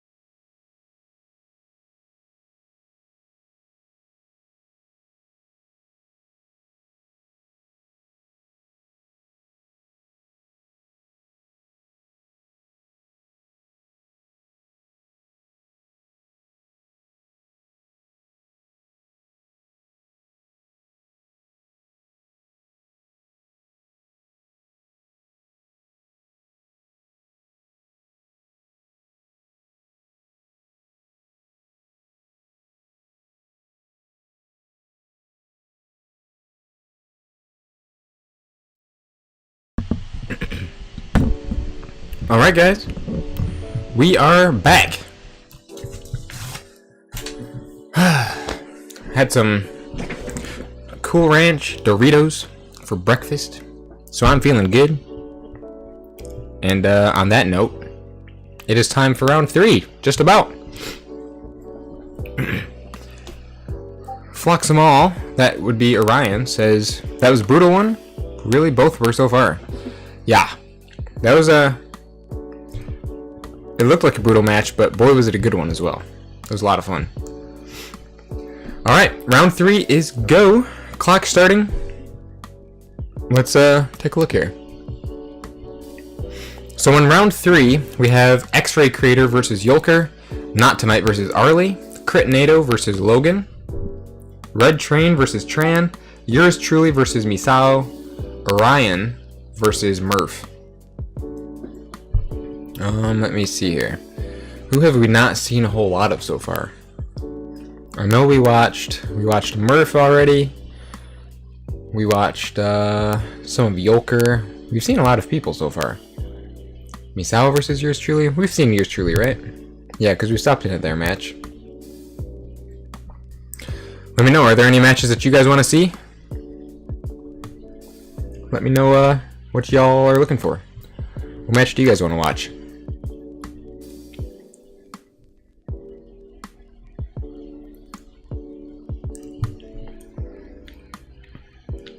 Red Train, alrighty.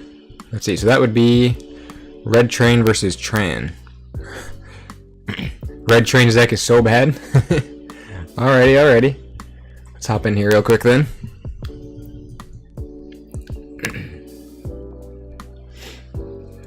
Alright, so it looks like Red Train has given to Tran a Call of the Archons deck to pilot. Oh my gosh, triple Flame Wreaths, what in the world? Double Schuler, Drumble, Control of the Weak, Gateway, Double Effervescent, Spectral Tunneler, 2 of them.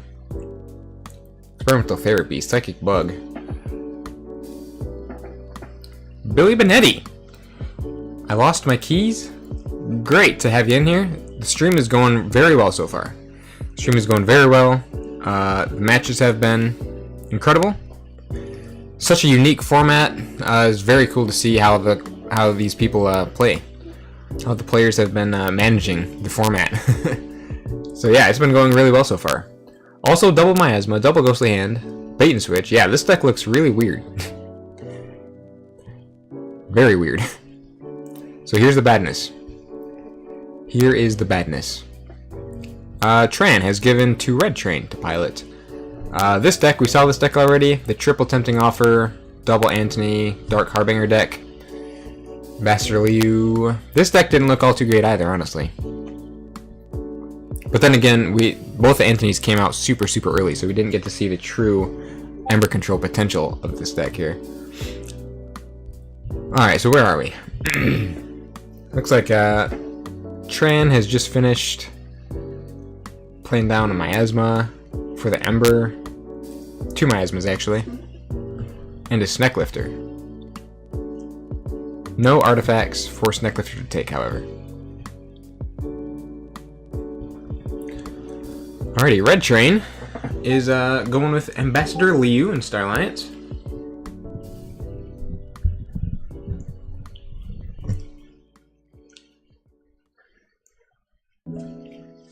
Armory Officer Nell. If I remember correctly, there were a few cards that could be played as upgrades to get Nell's effect to go off.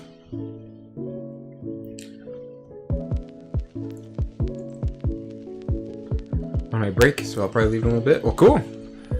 Well, thanks for stopping by while you have the time for it. Super cool to see you in here.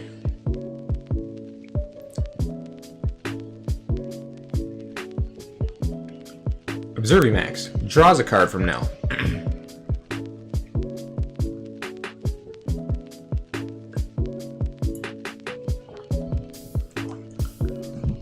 And Jericho.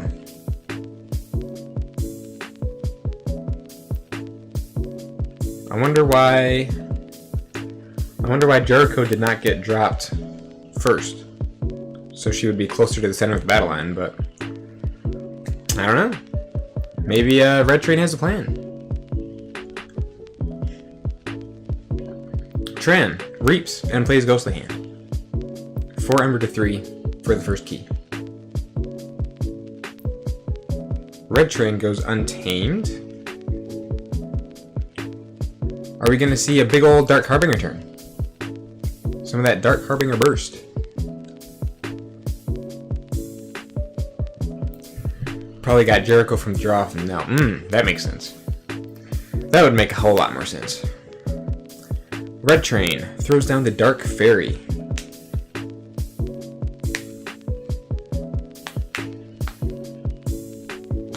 Oh, Lost in the Woods. Interesting.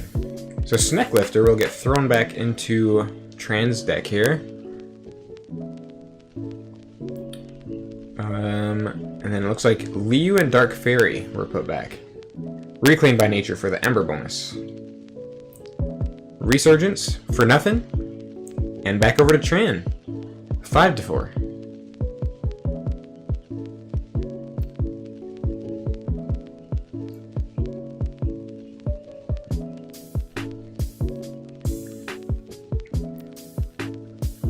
So now Tran has no board.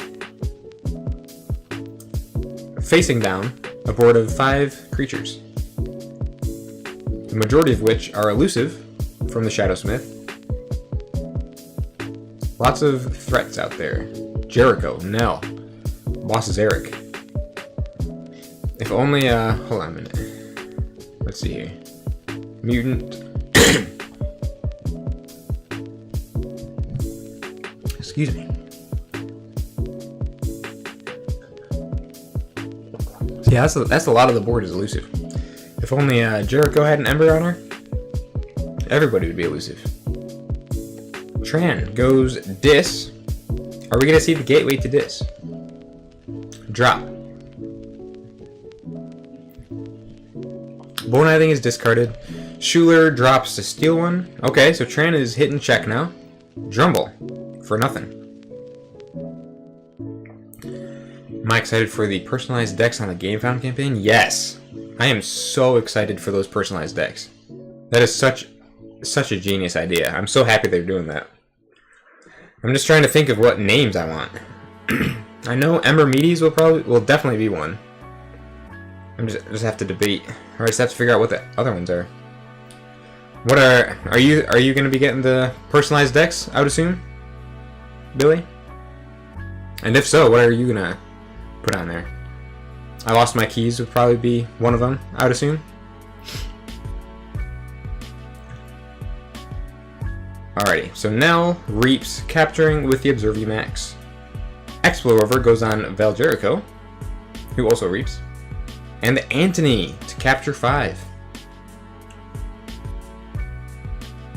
Oh my goodness.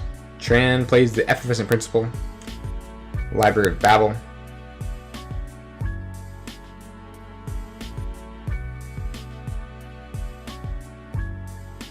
And Experimental Therapy on the Schuler. Library.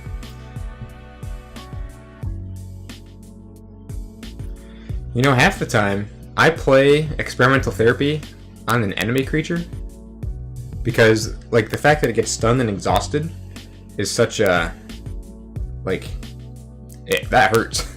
You know what I'm saying? I mean, it's almost like using an Echo Pearl on a creature just without the Enrage. You know? It's like you just get to instantly throw Echo Pearl onto something. But I mean, sometimes I'll play it on my own creatures too. For sure, I'm probably going to put Billy Benetti. I've always wanted a deck with my name on it. Yeah!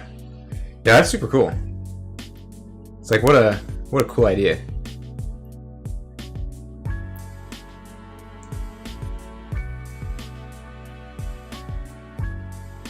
I just know that there will be those people out there who get decks, like, with their name on it, but the rest of the name that's randomly generated is just, like, the worst ever. You know, it's just, like, just this atrocious name that happens to be accompanied with whatever they personalized on there. But I bet you some of them will be really cool. Alright, so Tran is exhausting Schuler. to remove the stun, plays the bait and switch to steal 2, Urchin to steal another, Nerve Blast to steal another. Classic Coda Shadows shenanigans, just stole 4 Ember straight up. Which, quite honestly, is something I feel like Equidon will be able to do in Winds of Exchange. Based on some of the cards we've seen so far, I wouldn't be surprised if they're just stealing, like, out the wazoo, man. Generous Offer. What's the one called that's like the new bait and switch? Closed Door Negotiation or whatever? Some crazy stuff in that house. Alright, Red Train.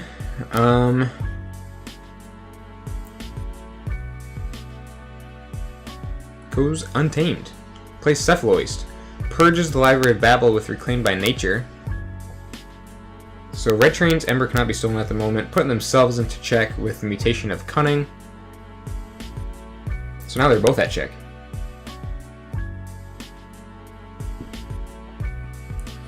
I'm terrified of it. Yeah, I sure hope the algorithm paints our name in positive light.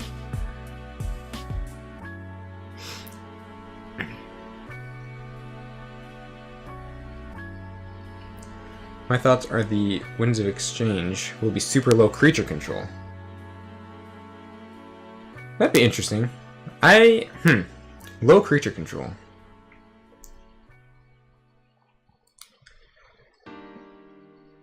Personally, well, okay, so yeah, we haven't seen like a ton of like creature control yet. Obviously, we have seen a couple board wipes. We saw the board wipe in Mars that destroys all friendly creatures, and then lets you make a token creature for like every creature that was destroyed that way. So there was that one. There was the mass buyout that we saw in Winds of Exchange. So there is some board control, but yeah, we haven't seen much besides that.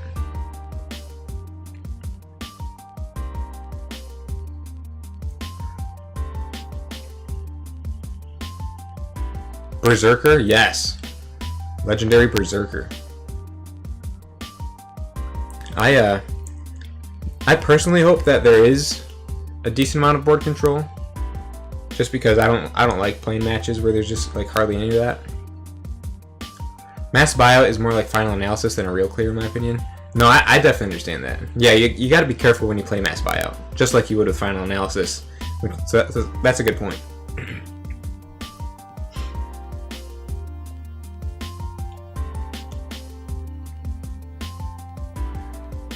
Alrighty. Hey, thanks for stopping by, Billy. Super glad to have you in here. And, yeah. Thanks for stopping by.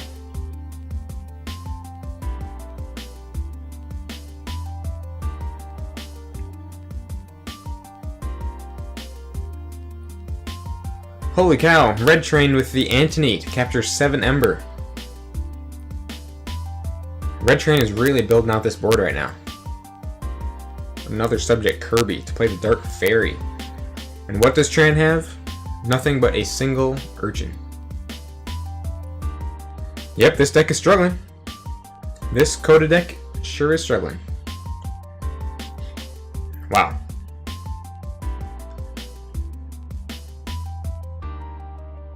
Honestly, actually, it's not struggling like that bad. Antony just really did a lot of work right there. Tran reaps with the Urchin, plays the Massus Asp, and a Moon Cursor. Pawn Sacrifice.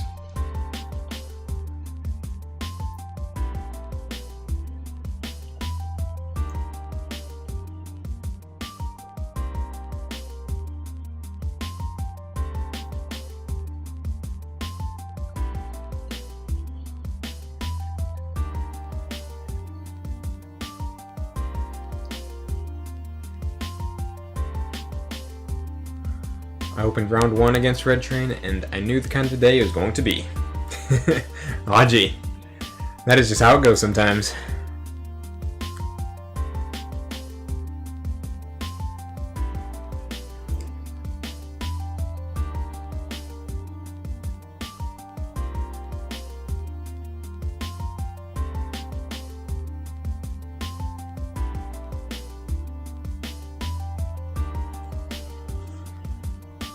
but crazy mega boards and effects in Winds of Exchange. Now, quite honestly, that does sound like a lot of fun to me. Because like back when Dark Tidings came out, there's so many awesome Dark Tidings creatures that you just don't really ever get to see them do anything. Because when you're up against all these other sets that have plenty of board control, or even Dark Tidings decks with plenty of board control, you just don't get to see these really cool DT creatures do a whole lot. So hopefully if there's less board control in Winds of Exchange, we'll actually, like you were saying, get these mega boards that you actually get to see the effects go off and everything. Have we seen Gateway yet? I don't believe we have. No, Gateway has not shown up yet. So Tran does still have that coming up. Whatever the case is, they need it soon. Because Red Train is starting to run away with their Starline sport a little bit here. Just reaping it up like it's nobody's business. Val Jericho finally in the center of their board.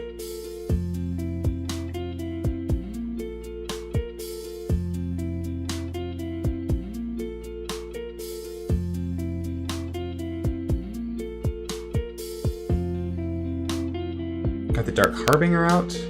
Wow. Tran does get to forge their second key. Now the question is, do they have that Gateway? Because that, playing the Gateway, oh, they're going Logos. Do they have a phase shift? I do not see a phase shift. There is an Effervescent Principle. Worlds Collide lowered C in the meta considerably, and it was a very different meta during that time. I imagine something similar. Okay. Yeah, I could see that.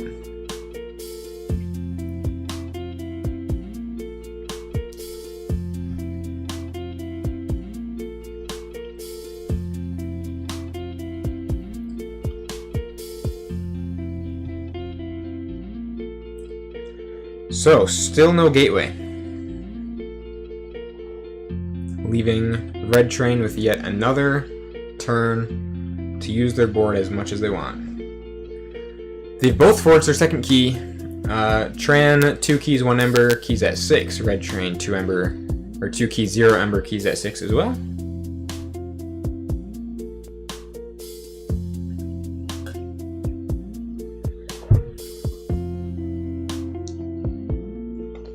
Yeah, Gateway probably would have clinched it too. Tran would have got, what, 1, 2, 3, 4, like 9 Ember off of that. Cleared the board, got 9 Ember off of those creatures.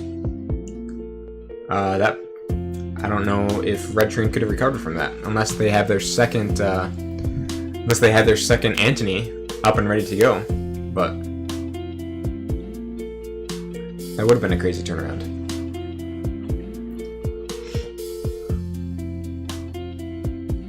Antony. Oh, the other Antony's on the board, so never mind. Both Antonys are out there. So, Red Train would not have had access to an Antony. The empty Antony fought Quixo, a useless Red Alert, Commander Chan.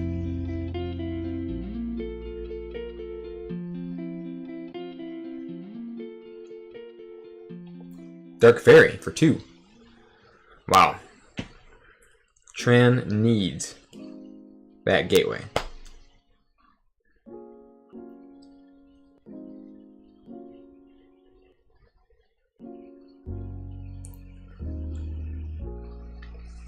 Deck does have Drumble though. Let me see. Drumble is in that deck. Got dropped quite a bit earlier, however. It is in the discard pile. So if they had a way to get it back, then it could really put in a lot of work.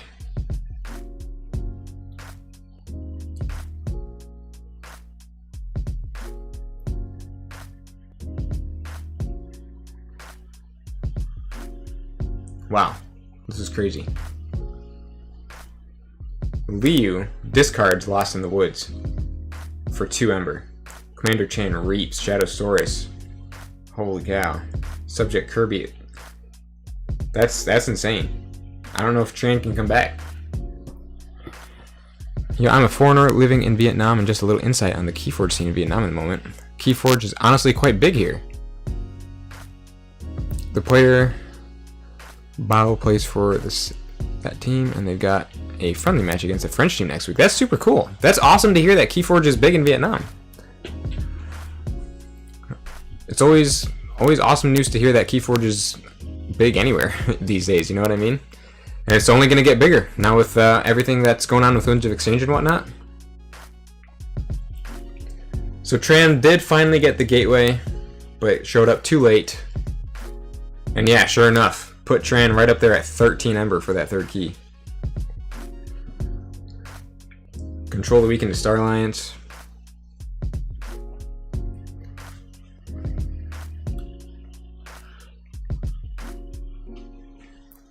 Yeah, that is super awesome to hear that the KeyForge scene is thriving over in Vietnam. That's super cool. And that's the game. Red Train takes the dub. Sure enough, that Coda deck did not win. It was still a really good match though. Yeah, one card away, one gateway, and one turn too late. But good games all around. Congratulations to Red Train for winning that one. That was a very hard fought match. That board that Red Train had was just exceptional, and was able to be utilized over and over. That gateway just did not show up in time. RIP gateway. Alrighty, so let's take a look at the standings here.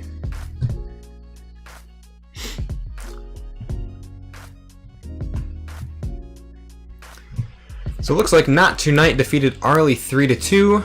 Red Train defeated Tran 3-2, and there's still a few matches left in round 3 here. Let's see if we can't find another match.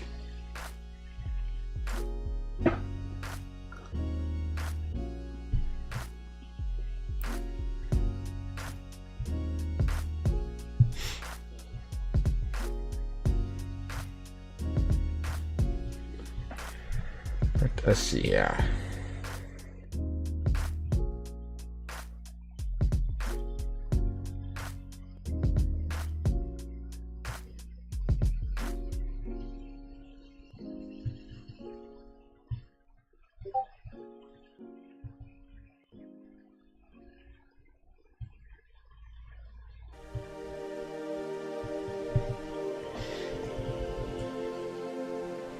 Oh, streamed X-Ray. I don't think I have, actually. Hold on a minute. I'm glad I noticed your message before I jumped into a game. Let me see if I can find X-Ray Creator.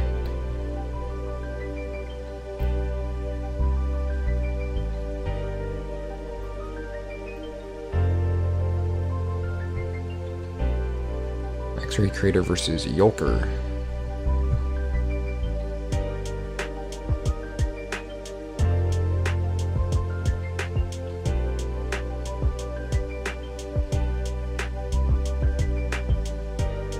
Am I just blind? Did their game finish already? I'm not seeing them anywhere.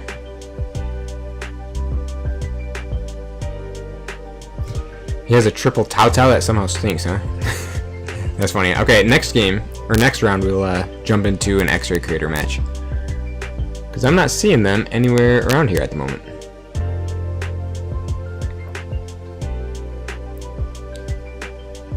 So I guess we could just jump back into this one.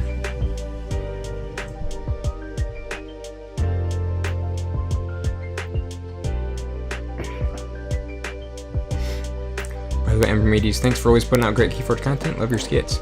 Thank you. Thank you for watching. It is my pleasure to be putting out content, and I definitely have some more skits planned out that I hope to be putting out at some point. But yeah, thank you for watching and supporting the channel. It means a lot.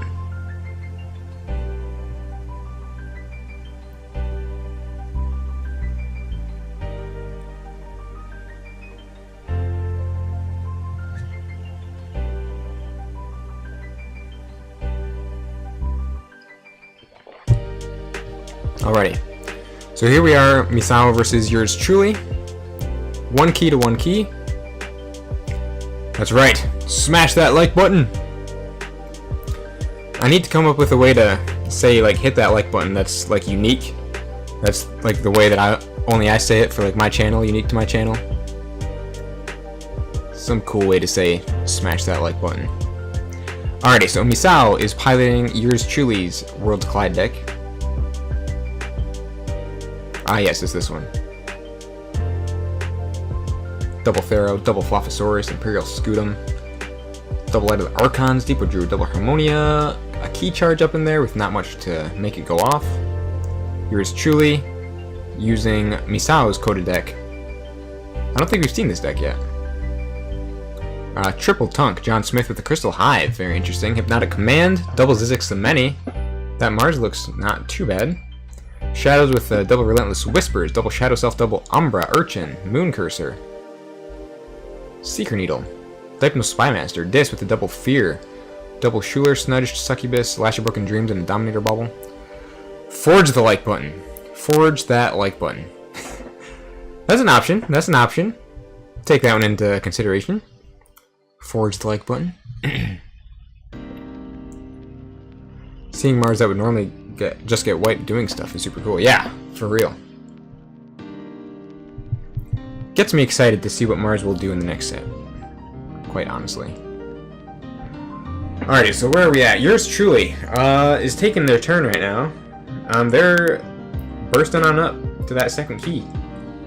Zizix, boosting up their power like crazy, archiving stuff like it's nobody's business. Right? Yeah, archiving stuff. These Tunks just refuse to die.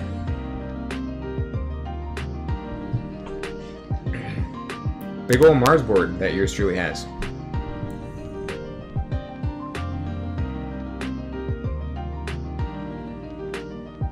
Oh, however, Misao has the answer. An unnatural selection.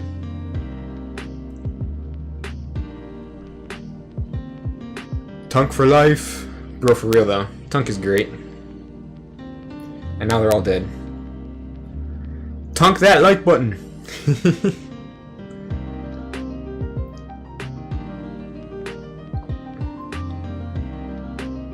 Tunk that like button, or the rest of your KeyForge matches will be drawn horribly. You will draw horribly for the rest of your KeyForge days.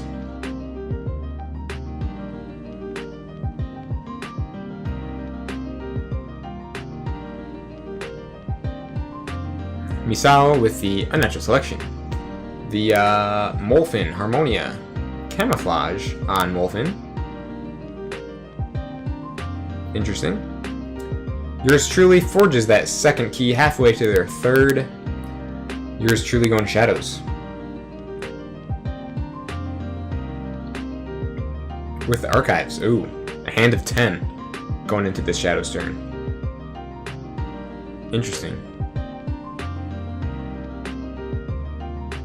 Poison Wave, okay.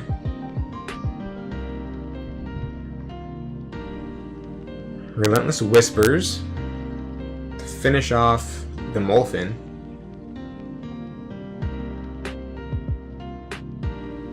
And steals one. Wow. Oh my goodness, this is crazy. Yours truly burst right on up to that third key, man. Nexus. Shadow Self. Is there anything Misao can do at 8 Ember for the 6 cost? Third key. Umbra. Also dropping. Another Umbra. Shadow Self. Oh my gosh. They just don't stop coming. Hypno Spymaster. That's what I call a Shadows board. And 2 Shadow Selves. So lots of protection going on there as well. If only Misao had another unnatural selection.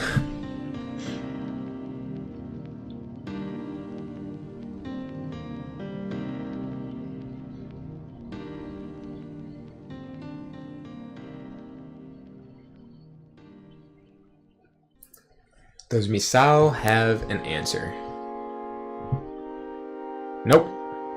Misao concedes. Yeah, Mars was archiving for too long. Yeah, that was a huge Shadows turn. I mean, 10 cards in hand after picking up those archives. It's crazy. So GG to Misao? Or sorry, to both of them actually. But congratulations to yours truly. for winning that match. Well piloted, indeed, to get all that shadows stashed away. Yeah, that was very well played on yours truly part. So good games. Good games.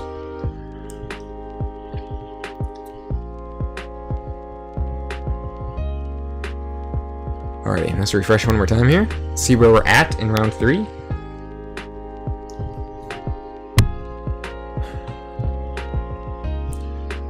Alright, it looks like Orion took out Murph 3-2. Red Train versus Tran 3-2. Logan won against Critnado 3-2. Not Tonight defeated Arlie 3-2. I cannot find X-Ray Creator or Yolker's match anywhere. So I'm assuming that happened. And then yours truly, 3-1 Misal. So we should be nearing the end of round 3 and heading into round 4 here pretty quick.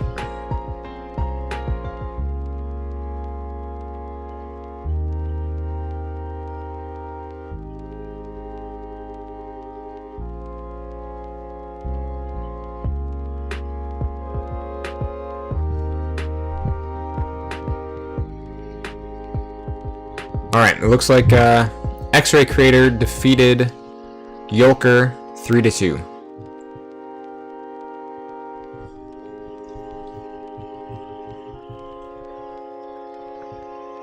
Cool, cool.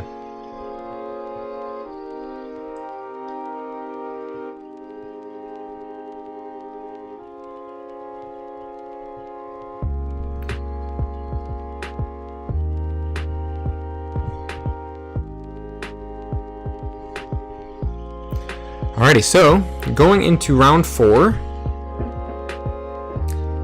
it looks like we have Arlie versus Logan Composer, Yolker versus Orion, Tran versus X-Ray Creator, Red Train versus Not Tonight, Critnado versus Yours Truly, and Karen versus Misal.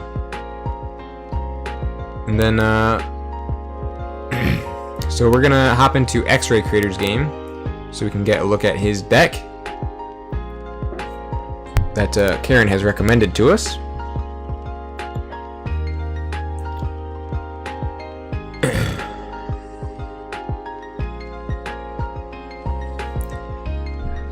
And then it looks like this is also going to be the final round before the top cut. So once again, a shorter event for today, but as we've seen, there have been some pretty incredible games.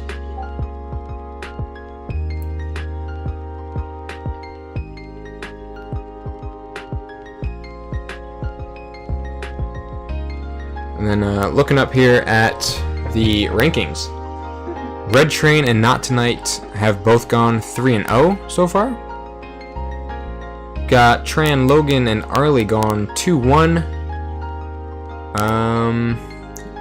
So far it looks like Murph has gone 0-3.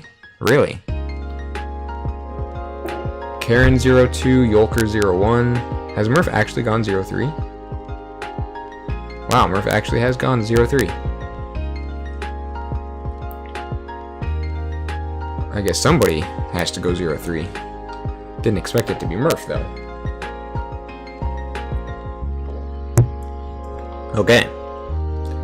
So round 4 should be starting up any minute now.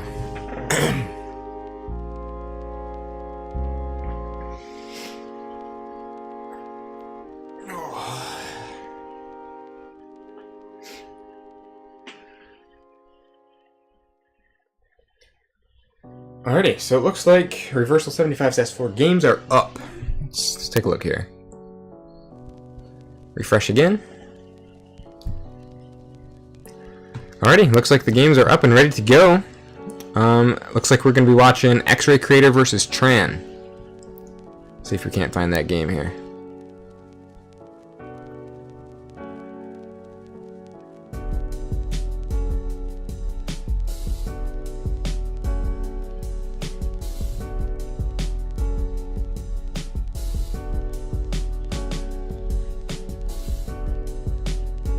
Ah, there it is.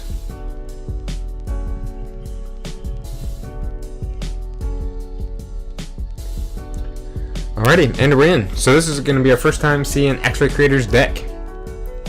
Let's see how it looks. X-Ray Creator has given Tran a Worlds Collide deck. There's the triple Telltale Vapors that Karen was talking about, which usually that's incredible to have 3 Telltale Vapors, but apparently this deck just does not stand the test of time. Triple Telltale Vapors, Candle Unit, Hologramophone, Memory Chip, Information Exchange.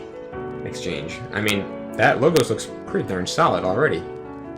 The Saurian, we've got Tribute, Favor of Rex, Double Ludo, Odoak, Redder Golem, Shreks, a Favor of Rex, that's always fun. Star Alliance, we have Double Melina, Double Ingram, Jericho, Cloak and Dongle, Light of the Archons. So yeah, overall, looks like a pretty okay deck. But here it is in reversal. And then Tran has given X-Ray Creator a Mass Mutation deck. Once again, the Dark Harbinger deck with triple Tempting Offer, double Antony, that sort of thing. Alright, so here we are. X-Ray Creator plays a Tempting Offer free of charge. Tran plays Stealth Mode. Oof. Melina and Ingram warding the Ingram. X-Ray Creator answers with Liu capturing onto the Liu. Observe you, Max. Is this? Hold on a minute. Is this actually the first time we've seen X-Ray Creator's deck? It might not be. This deck looks familiar. I guess I just didn't pay attention to the fact that that we'd seen it already.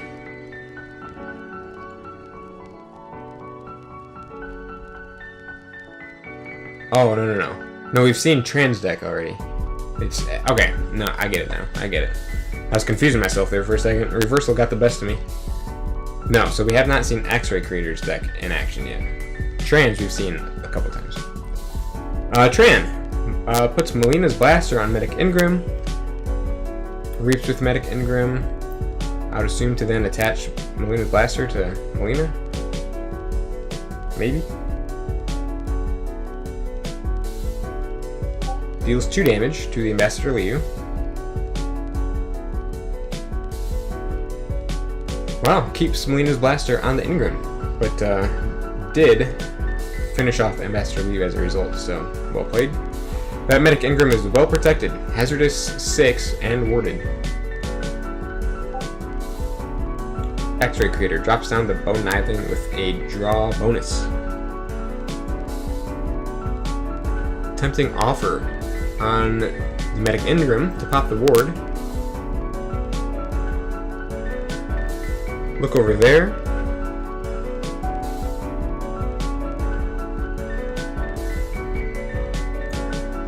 Wow. Steals a member. Finishes off a Medic Ingram. Darkwave. Shadowsmith. Capture. Tran with the Memory Chip. A Candle Unit. Oh, you gotta love Candle Unit. You gotta love Candle Unit. I recently opened up a Worlds Collide deck with a Candle Unit and a Ghost Form Anomaly in Logos, so I can throw the Ghost Form on the Candle Unit all in the same turn. And yeah, it's dreadful for the opponent. It's like good luck dealing with that. And now every time you reap, I get to draw a card, so it's a very fun deck. And there are other good targets besides the Candle Unit to put the Ghost Form on, but I most commonly put it on the Candle Unit because it's such a threat to begin with, but then the Ghost Form just makes it nigh impossible to get rid of. Alrighty. Tran with the Draco Praco. Favor of Rex to trigger the play effect of Candle Unit? I guess he didn't really have any option. Tributes onto the Candle Unit, taking X-Ray Creator off a check.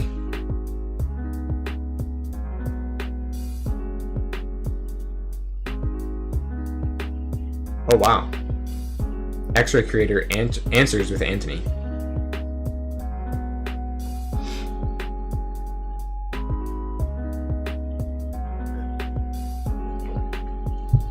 Kirby into Dark Harbinger. And another Antony. once again, these Antonies just coming out so early. It's like this is now like the third game we've seen where the Antonies are just coming out like so early in the game instead of late game when they might be more useful.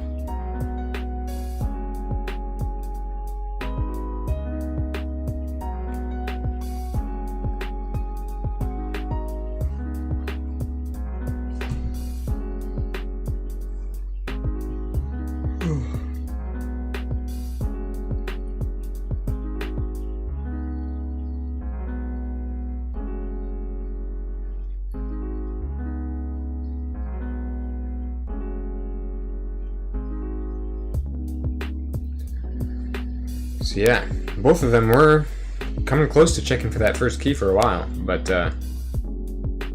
they had some answers for that.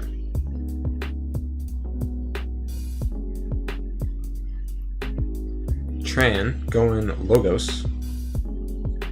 This is where those Tauta Vapors may or may not come into play. Memory chip to archive, very nice.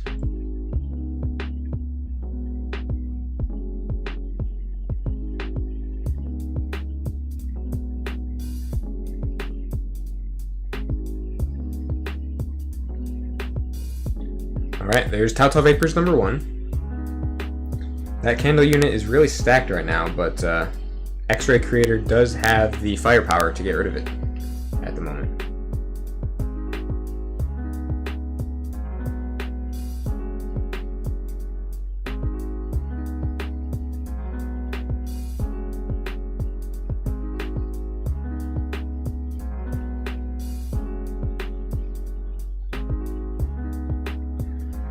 Alright, so they throw down the Wormhole Technician, they steal one with Information Exchange.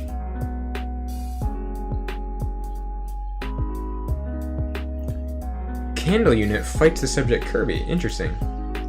So now, if X-Ray Creator just went into Starlines, they could just fight that candle unit off the board with that empty Antony.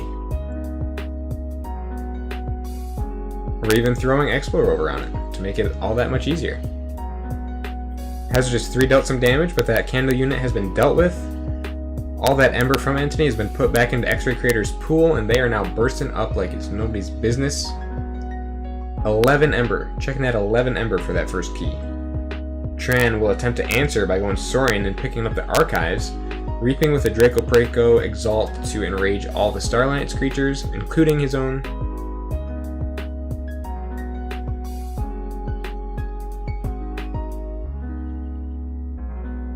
Which thankfully X-Ray does not have like a ton of important reap effects. Like his Starline Sport isn't super reap based at the moment, so those enrages probably aren't gonna be too disruptive.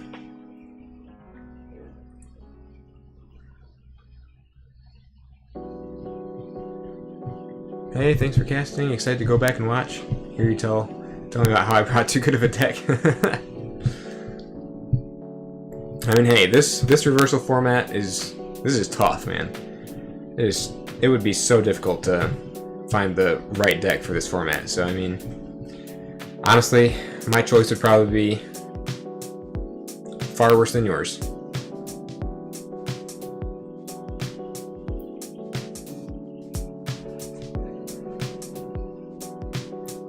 But your games were fun to watch. Or at least whatever game we did catch was a lot of fun. It was very cool. So thanks for playing.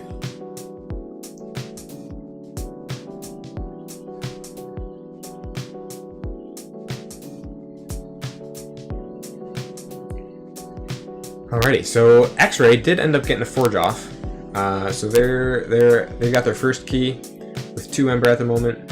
Tran's still fiending for that first key. Still not checking for it though. Tran is going to Starlines. They do have a massive Saurian board out at the moment. And it looks like that's also the reason why X-Ray Creator's key was so expensive. Tran fights the Dark Harbinger with the Molina.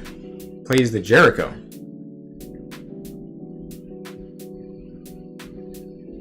Ingram. Oh. Ingram toward the Odoak. Oh. Very good choice. I played a game of KeyForge recently, and Odoak just killed me. I was playing a Coda deck with lots of Steel and Shadows, and very little firepower to like deal with creatures. And sure enough, my opponent just got this warded Odoak out there, and my deck just got shut down instantly from that.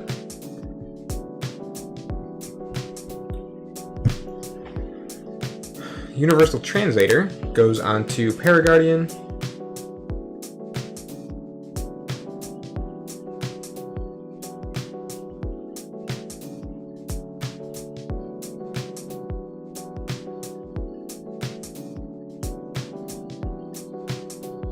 Oh, Light of the Archons on Rudder Golem, okay. So Rudder Golem is up to 4-1 at the moment. X-Ray goes with Untamed. Resurgence for the Dark Harbinger. Are we going to see some Dark Harbinger burst? Finally. Yeah, there's definitely some potential. There's like no Untamed stuff in the discard pile at the moment. So we could see some Untamed Dark Harbinger burst here. And obviously this is just like the bare minimum of like the Dark Harbinger burst. There are a ton of Untamed actions here, but it's like you're missing like Song of the Wild and stuff like that to make it that much better. Still not bad though. Yeah, double. We got a couple Reclaimed by Natures here, Ready and Reap and Mutation of Cunning. Like there are lots of action cards to go along with the Dark Harbinger. But just imagine how much more potent it would be with the Song of the Wild.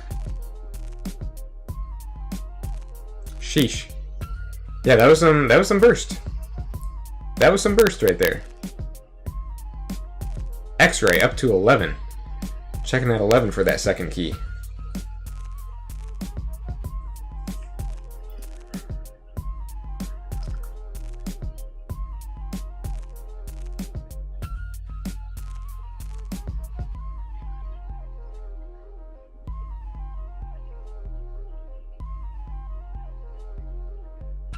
Wow.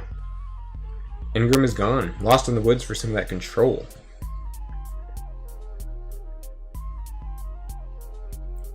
Smart choice to put the Antony back into the deck on X-Ray's part. Alright, so Tran does get to forge their first key. X-Ray Creator is checking at 2 keys worth for their second. Tran throws down 2 Ludos. Yeah, Golem is gone too.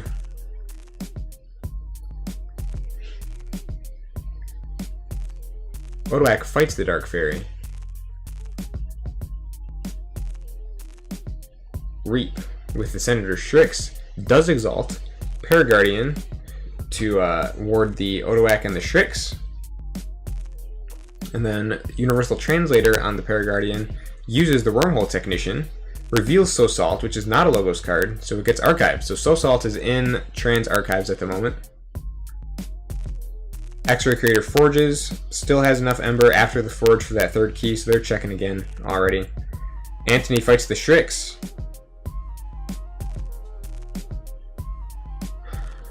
Plays down the Nell, captures onto Boss Zarek with that capture icon. So that was a smart choice to get rid of the Shrix and then managed to take off down to 5. So Tran is no longer on check. Red Alert gets dropped, dealing some damage all around there. Subject Kirby and another Antony. Wow. So Tran would have been taken off check no matter what because that Antony, man. X-Ray Creator is checking for that final key. Does Tran have an answer?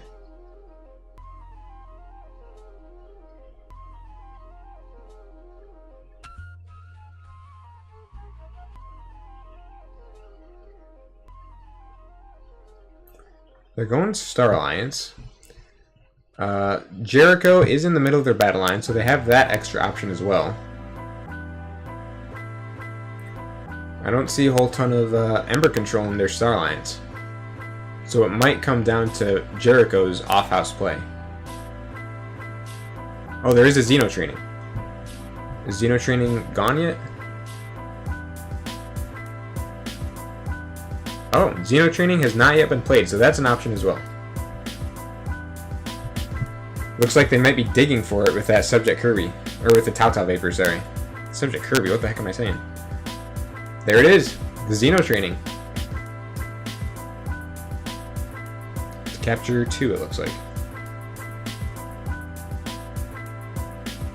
Alright, so they successfully took X-Ray Creator off check, but it looked to be kind of a last-ditch effort. Didn't really make any progress themselves. X-Ray Creator is now going into Untamed to Reap with the Dark Harbinger. Plays on the Cephaloist, Mutation of Instinct for an Ember to ready Dark Harbinger. And he's reaping it up. X-Ray Creator is back up to 7 already. Resurgence to return Dark Fairy and the Antony. Dark Fairy comes down. So now X-Ray Creator does have that backup Antony in case anything happens. Wow, this Dark Harbinger is getting a lot of work done. Lots of Dark Harbinger fuel in this deck. And we've seen it a couple times now already.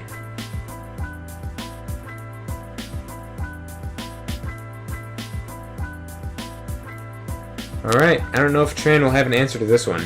X-Ray Creator now checking at 13 for the final key. And I just don't see any real scaling Ember control in here.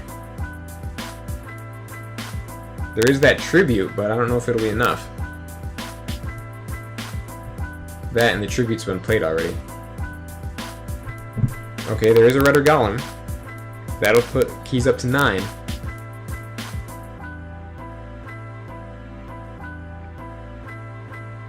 Tautau from the Jericho. Paraguardian. Gargantodon.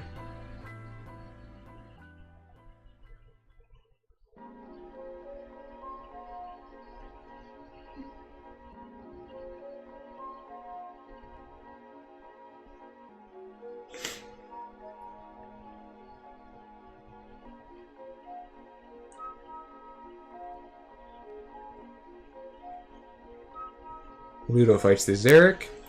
Odoak fights the Xeric. There's one Ludo left on the board to use. It looks like it is being used to fight the Dark Fairy.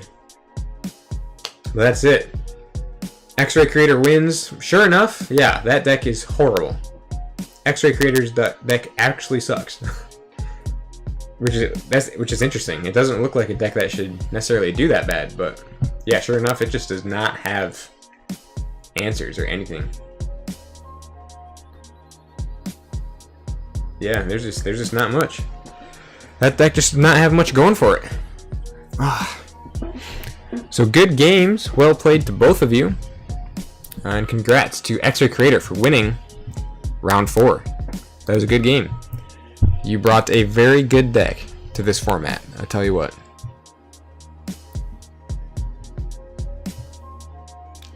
Looks like a number of other rounds have also finished in round 4 already. Arlie defeated Logan 3-1. Orion, I don't know what's going on. I don't know what's going on with that match there. Red Train defeats Not Tonight 3-2. X-Ray Creator, as we just saw, defeated Tran 3-1. So it looks like yours truly versus Critnado is still going, and Karen versus Misao is still going. I don't think we've seen Misao play yet. Or, Karen. I don't know if we've seen Karen play yet. So we could try and find Karen's game.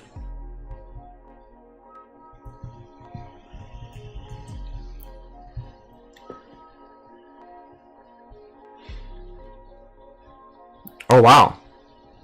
This game is actually insane. They both have 2 keys. Karen checking for her 3rd at 10. Oh, Yolker dropped, okay. Alright, well that explains it then. Sheesh. Misao's looking for that answer to take Karen off check.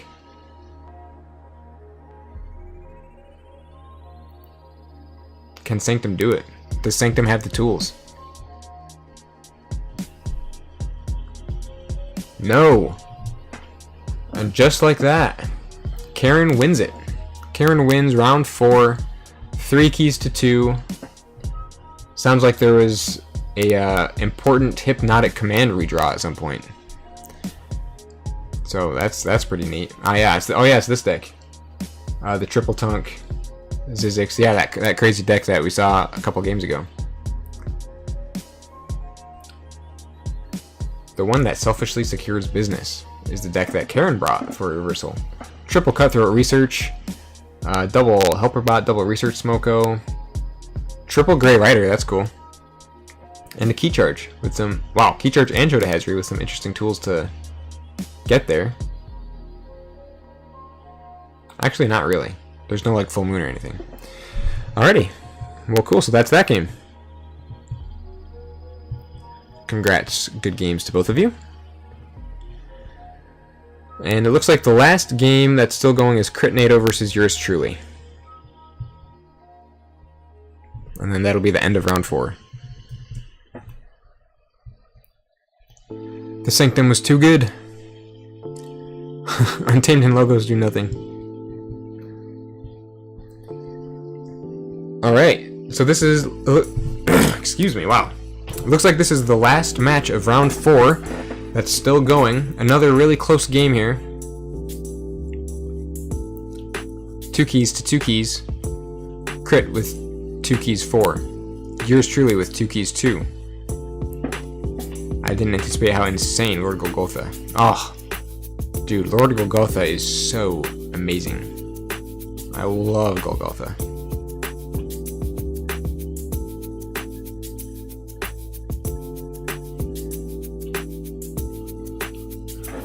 Alrighty. So we got a couple Worlds Collide Star Alliance boards at play here. Critnado, piloting. Oh yeah, this one right here. And then yours truly, piloting this one right here, the triple Flophosaurus. There's that Helmsman Spears again.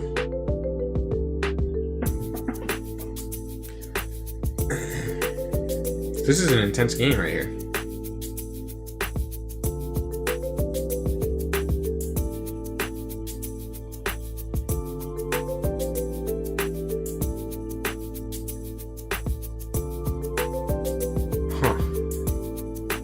Yours truly is going Star Alliance, really taking their time to figure out how best to navigate this turn.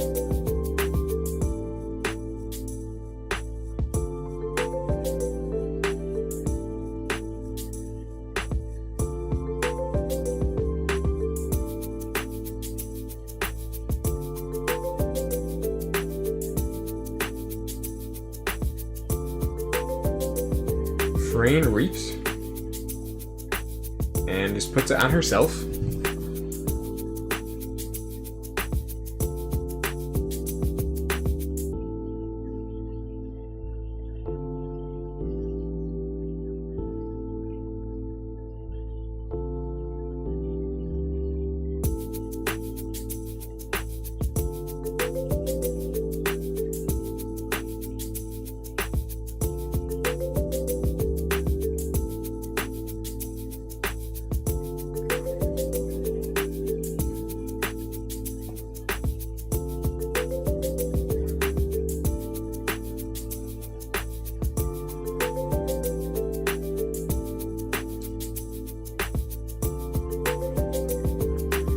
Cracker Reaps.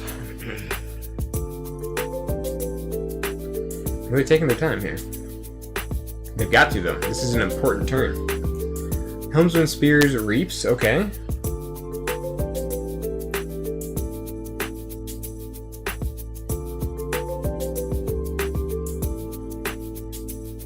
The ever-threatening Helmsman Spears.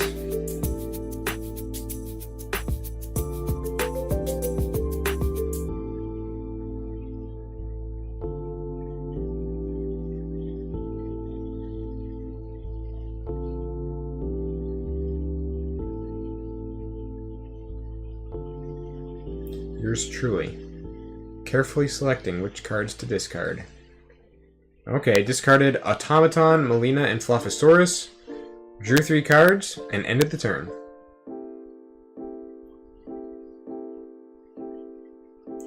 Back over to Critnado. So yours truly did not quite hit check with that turn, which is interesting. So now Critnado may be able to capitalize on that. Going Saurian, destroy the Auto Legionary due to Tech Over Pulpate.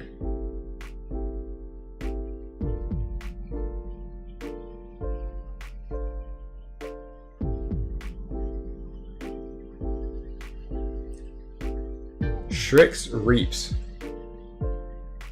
And did get exalted. Oh man! Order Her Sorrow. This could be it. This could be the clincher right here. Strix does have that Imperial Scutum on there, so that Ember is safe. Unless... No, I don't see anything that'll just bounce things back to hand in yours truly's deck. So that Ember is safe. That's putting Critnado at 10 for that check instead of just 7. Ah, man.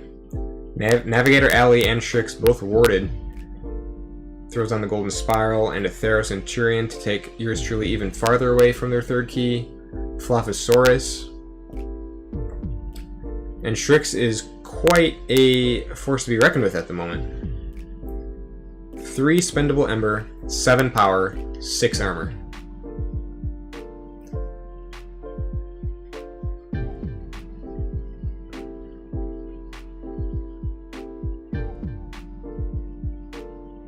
I don't know what tools yours truly has to deal with that.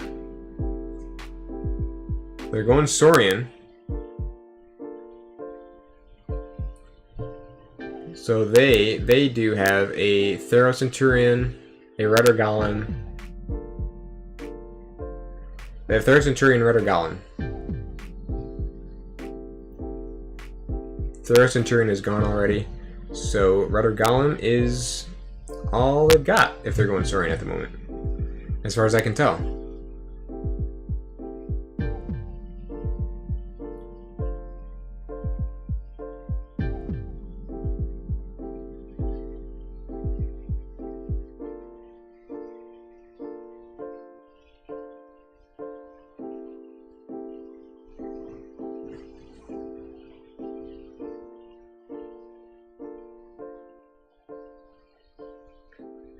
Okay, interesting. Yours truly with the Axiom of Grisk.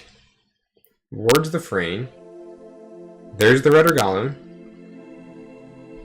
So that'll put keys up to 9. If they can just take away 2 more Ember off of Critnado, then that would be enough to keep him off of the Forge.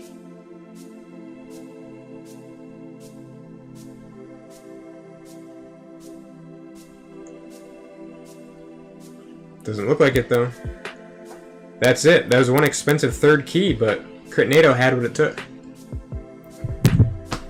Very nice. Good games to both of you. Good game, yours truly. Good game, Critnado. Congrats, Critnado, for winning the match. That Senator Strix really came in handy. The thing was beefed up, too. I mean, warded 7 power, 6 armor. Also elusive from the cloaking dongle. That's crazy. Very cool. Alrighty. So that was the final game of round 4. Let's refresh that. We can take a look at the standings. So it looks like the only player who has gone 4-0 so far is Red Train. And then we have 3 other competitors who have gone 3-1. Arley, Not Tonight, and X-Ray Creator. Then everyone else is pretty average. Murph and Yolker both went 0-3. Alrighty.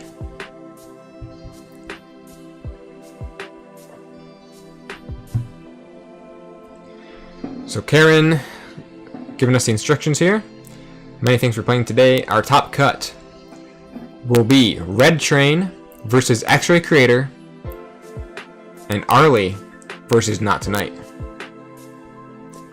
If you're playing Top Cut, please give yourself a 5-minute break. Manually create your games with a 35-minute individual game clock reversal. Cool.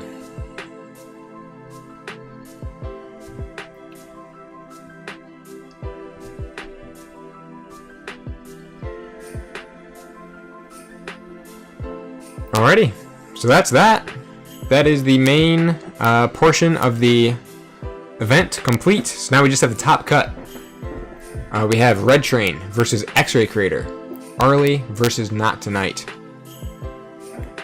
And it looks like we got a 5-minute break right here. So as usual, I will also take a 5-minute break. And when we come back, it'll be time for the top cut. Crazy. And then I will put it up to a poll as to which match you guys want to watch. Red Train versus X-Ray Creator or Arlie versus Not Tonight. Alrighty, so I will be back in 5 minutes when the top cut matches begin. Be sure to stay tuned.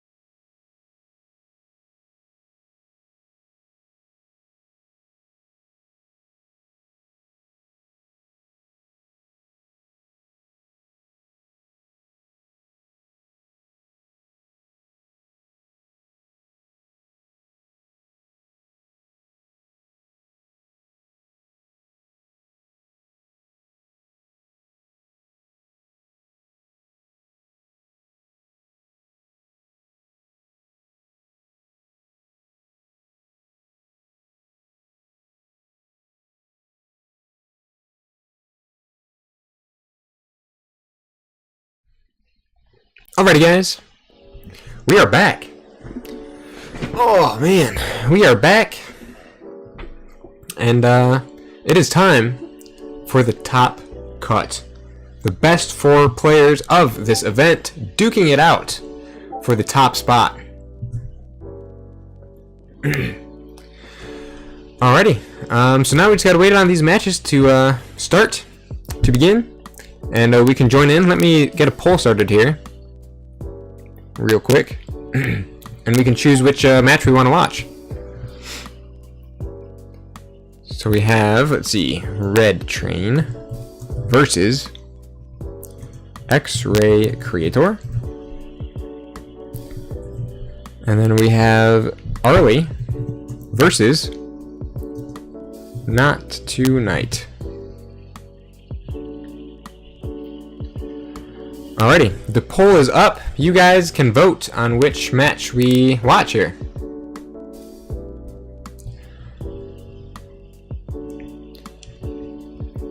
Get your votes in, and we will choose. We will watch the top cut.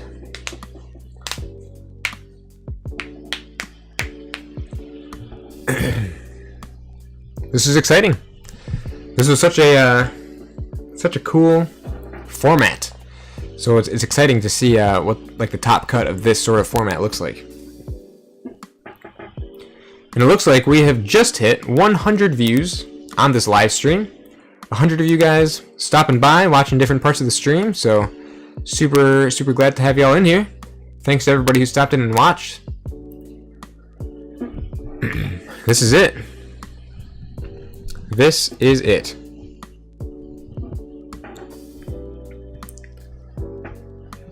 Alrighty, I'll give it just a little bit longer here. If you haven't voted yet, vote! Vote! Which match should we watch?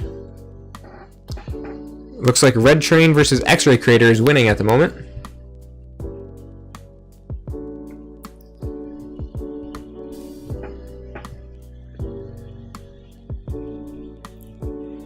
Red Train is our 4-0 competitor here, and then all the rest of them are 3-1.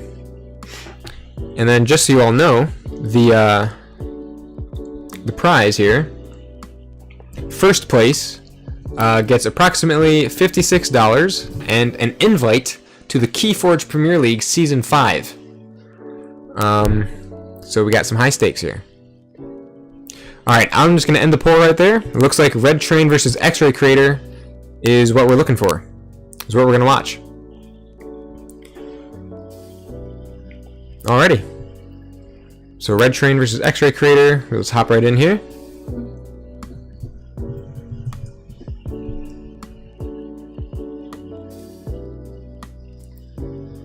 And we'll begin. Here we are. Our 4-1 competitor versus X-Ray Creator. Alrighty. So Red Train has given to X-Ray Creator this classically horrendous Call of the Archons deck here. The triple Flame Wreath, Gateway Control of the Weak, double Schuler, double Effervescent Principle, double Miasma, double Ghostly Hand, Bait and Switch, Smecklifter, Urchin, Treasure Map, Psychic Bug. X-Ray Creator has given Red Train to use that legendary, horrible triple Tata Vapors deck. These are 2 really horrible decks going up against each other. Horrible, yet over 75 sass. So Red Train started things off with the Tata Vapors, already has one card in the archives. X-Ray Creator, meanwhile, goes Psychic Bug and reveals Red Train's hand. Paraguardian, Imperium, Information Exchange, Ludo, Millie, and Odoak. So there's a pretty good Saurian turn being hooked up here. Rocket Boots gets played on the Psychic Bug, Spectral Tunneler, Dimension Door for nothing. Red Train goes Saurian, naturally, after seeing his hand in from Psychic Bug. Definitely makes sense for Saurian here. Odoak the Patrician captures one, making stealing illegal. Paraguardian and Prefectus Ludo. And a Gargantodon, for good measure. And an Imperium. That was a Saurian turn. right there.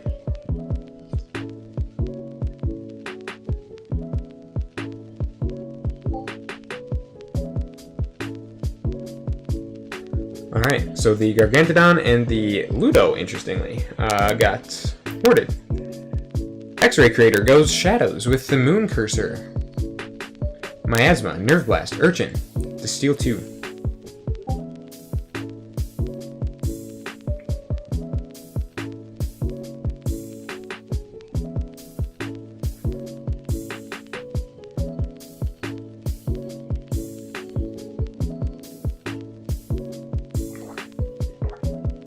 I am officially out of water.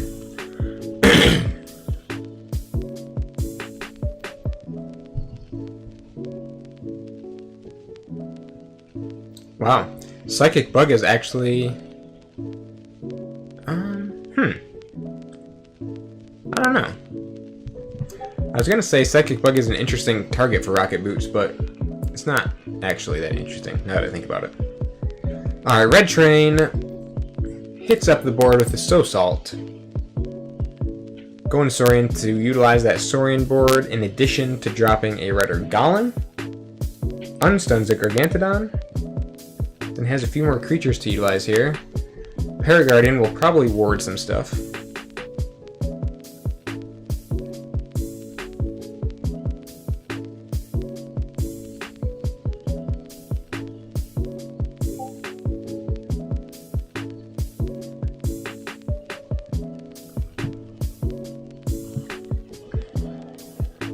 Oh, okay, no. Paraguardian actually fought the Moon Cursor instead. Probably a smart choice.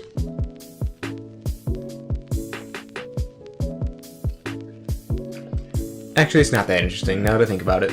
Aembermedes. Yep, Aembermedes 2022. Actually, it's not that interesting now that I think about it. Drops down the Dominator Bauble. The Schuler throws the Flame Wreath down the Schuler. Oh, the Control the Weak. Get them out of Saurian. Put them in Logos instead. Okay.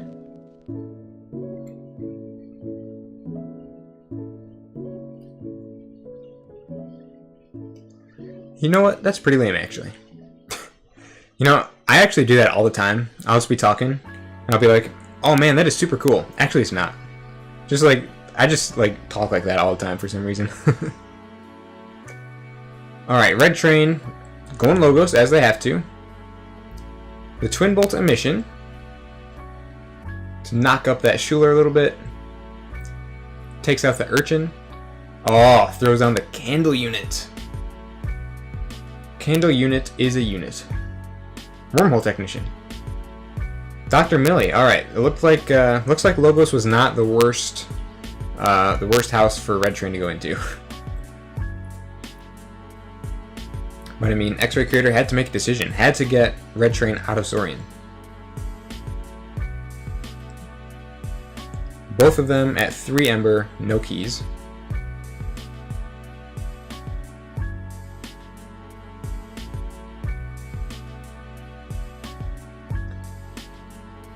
Yeah, that was the Control the Weak's house. Yep, there was turned out to be not too bad for Red Train though. X-Ray plays Treasure Map. And then discards the Ghostly Hand and the Bait switch. So there's some burst for the X-Ray Creator there. Putting them up at 7, checking for their first key. Hype City! Wild Wormhole coming through. This is hype indeed, top cut. This is where it's at right now. Red Train going Star Alliance. Do they have an answer for X-Ray's Treasure Map? Jericho, way off to the side. Molina.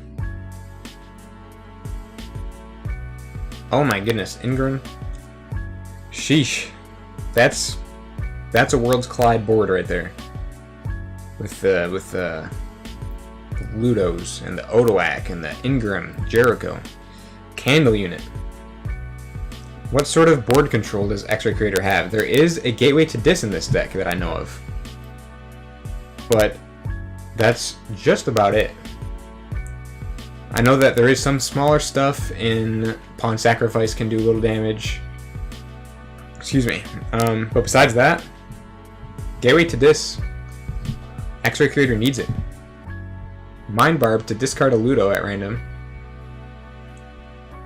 Library of the Damned.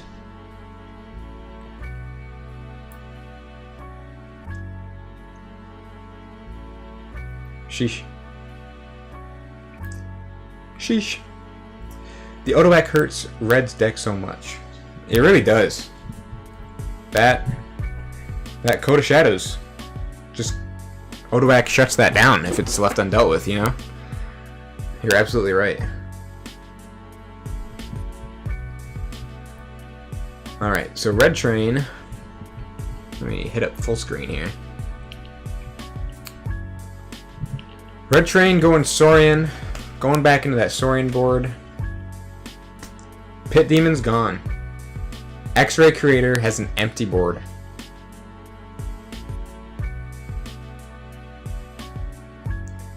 Fun fact, Mind Barb's full name is Mind Barbara. This is absolutely true. That is a fact. In fact, the name of this Martian is Barbara. That's why the name of the card is Mind Barbara. It's because of him. Alrighty, so Red Train got a tribute up in here, right onto the Gargantodon. Clearly, X-Ray Creator has not drawn into the Gateway to Dis, otherwise he probably would have gone Dis. Bat Drone. Putting out these characters that... Or putting out these creatures that they just cannot hold their ground against Red Train's board.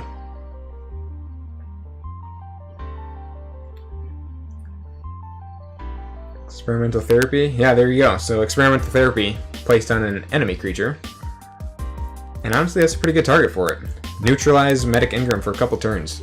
Make it so she can't ward out this board anymore. There's 8 Ember on Gargantodon also.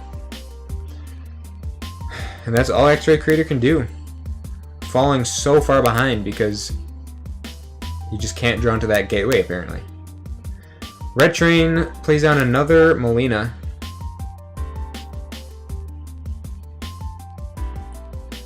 Cloaking Dongle on the Ludo.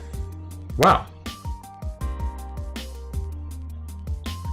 Yeah, I feel for X-Ray Creator in this situation. That is just such a cancerous board to try and deal with. Gateway to Dis or not, I mean, those wards are still going to be putting in work as well. Explorer, Molina Reaps.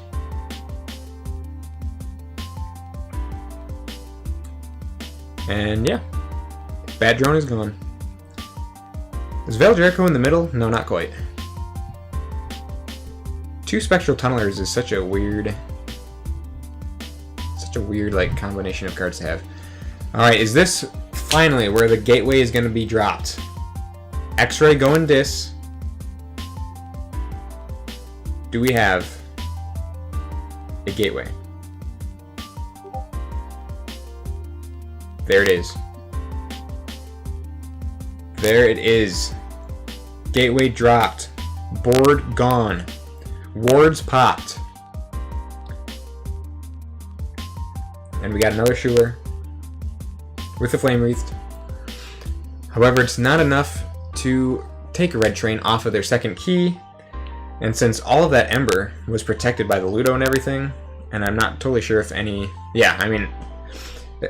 I don't think X-Ray Creator actually really got any Ember off of that Gateway. So, at least the board is dealt with, though. For the most part. Red Train hits up the Tau Vapors. Babbling Bibliophile. That Odoac is still out there with Ember on it. X-Ray still can't steal stuff. It's crazy. Academy Training on the Gargantodon. That's a really funny thought, that this massive 16 power, like, huge Gargantodon underwent Academy Training with Logos. It's just a very funny image. Alright, X-Ray going Shadows But what can the shadows actually do? Can take control of the hologramophone, that's one thing. Snack lifter. Ghostly hand for some more burst there. Still not at check for that first key though. Those chains are probably really hurting him at this point.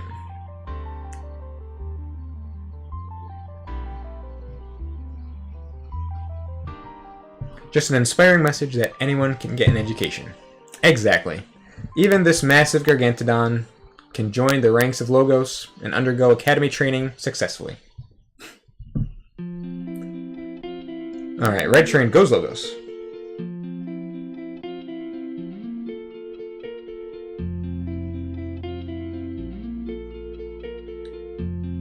Tata Vapors.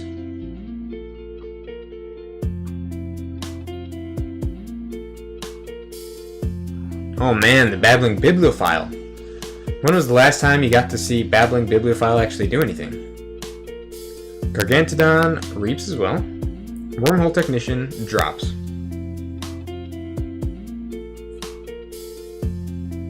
Memory chip. And bam.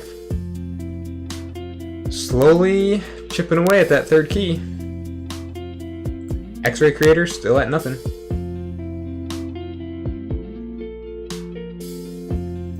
X-Ray goes Dis. Wow. Puts another Flame Wreath on the Schuler. So now we have a 9 power Hazardous 4 Schuler. Which is kind of funny.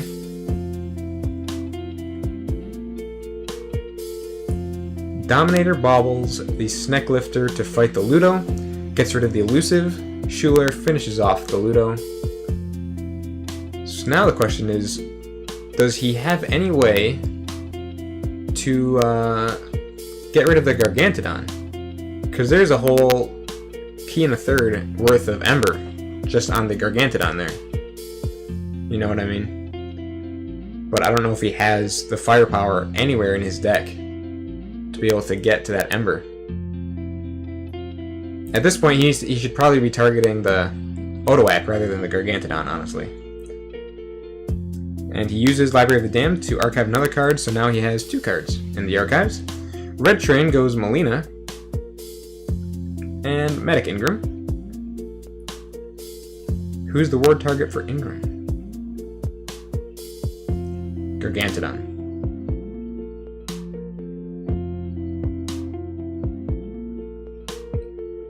Universal Translator on the Ingram.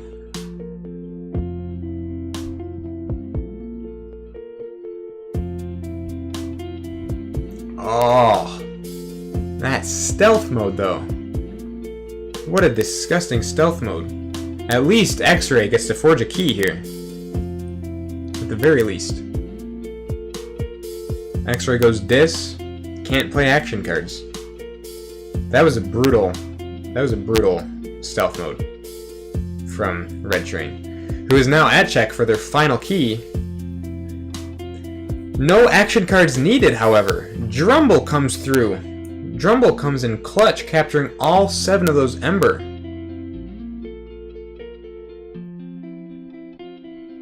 Schuler fights the Odoac. Odoac is gone? Okay.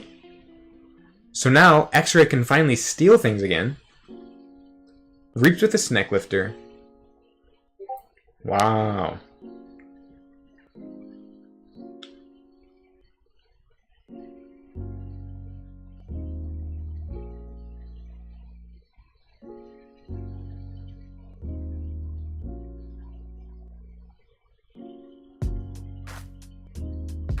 When Red Train's deck makes yours look Archon solo viable.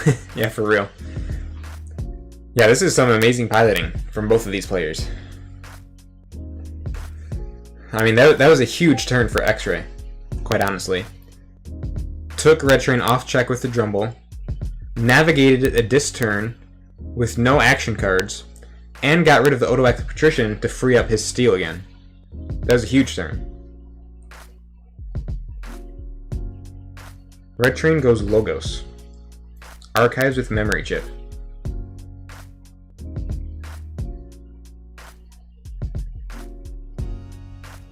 Another Babbling Bibliophile Reap for 2 cards. into a Tautau Vapors, increasing the archives even more. So Red Train has some healthy archives built up, but so does X-Ray. They both have plenty of archives in their archives. Plenty of cards in their archives. Wow. Twin Bolt Mission. So that deals with both the Drumble and the Snack Lifter. Red Train is right back up there at check for the third key, with the Drumble dead. Candle Unit returns. Wormhole Technician reaps and reveals Melina's Blaster, which gets archived. And Gargantodon reaps. Red Train checks for the third key at 11 Ember, keys cost 6. X-Ray Creator halfway to their second key, keys cost 6. Does X-Ray Creator have an answer? He can play action cards this time. He has 3 cards in the archives. Drumble is gone. His entire deck is back and ready for... is out of the discard pile. He has a deck that he can draw from. Looking at his deck, Drumble was scaling Ember Control.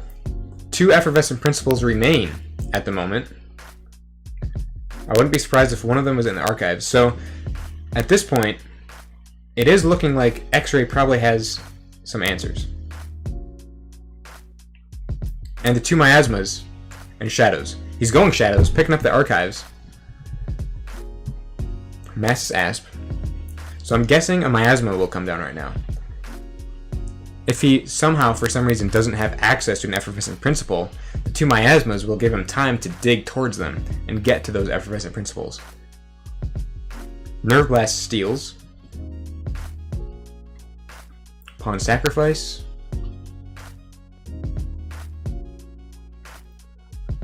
Gets rid of both the Babbling Bibliophile and the Medic Ingram, and sure enough, there's the Miasma.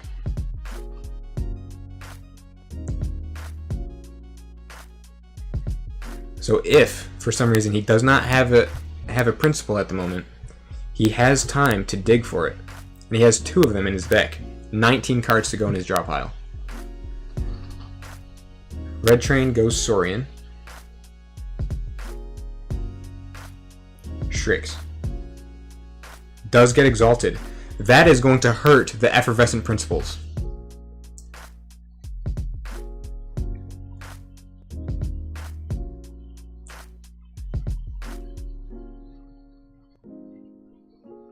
Paraguardian. Golem. Gargantodon, Anti-Steal MVP? Yeah, for real.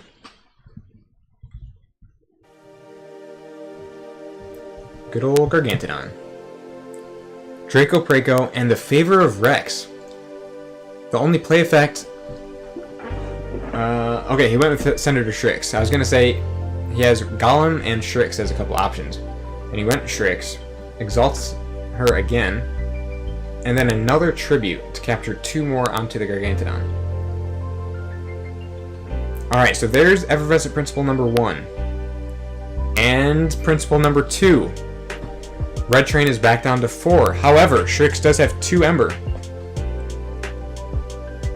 So that means 1 more Ember needs to be taken away. Still.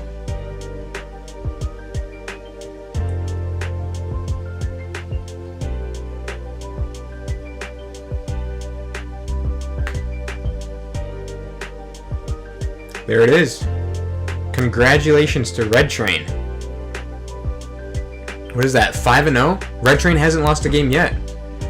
Good games to both players, Red Train and X-Ray Creator. That was a phenomenal match. Honestly, if only X-Ray Creator had a mole or something. Threw a mole on Gargantodon. But yeah, that was a great game. Very entertaining to watch. Good stuff all around. Great play by both of you. GG's. Red Train, yeah, went 5-0. Moving on to the finals.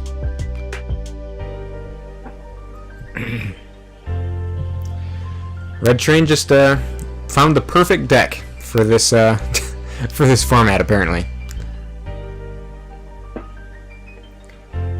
It's so good at being bad. Alrighty. So that was... Let's see here.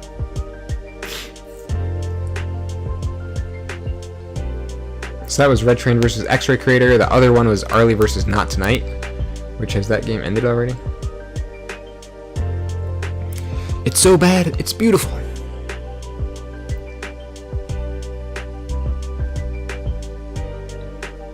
Okay, so it looks like Arlie and Wilkie's game is still active here. Let's jump in and see what it's looking like.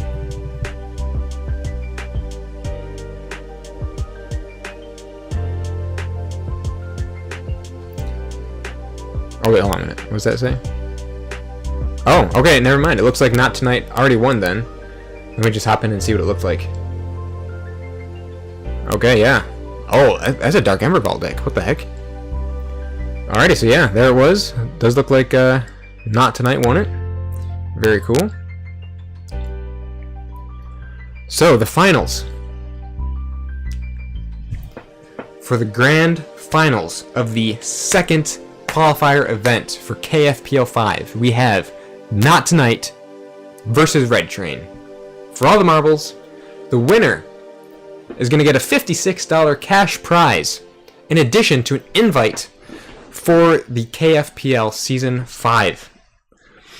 So once this match starts up, we'll hop right in and spectate the finals, the grand finale. Once again, good games to all the other competitors who chose to compete and participate in this event. All your matches were incredible, and it was a lot of fun watching your matches. And yeah, what an event! What a format! So thanks to everybody who participated. Good games all around. And it's almost time for the finals. We're looking for Red Train versus Not Tonight.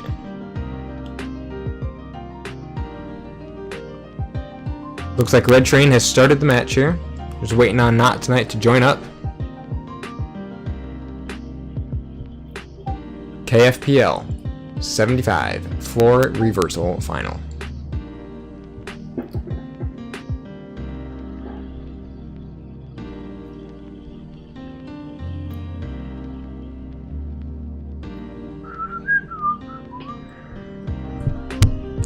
Alrighty.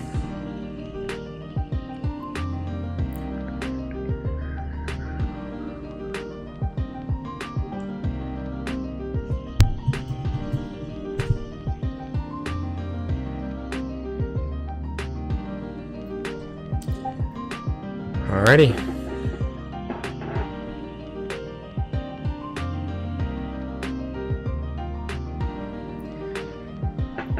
Alright, so we are just waiting on Not Tonight to show up for the finals.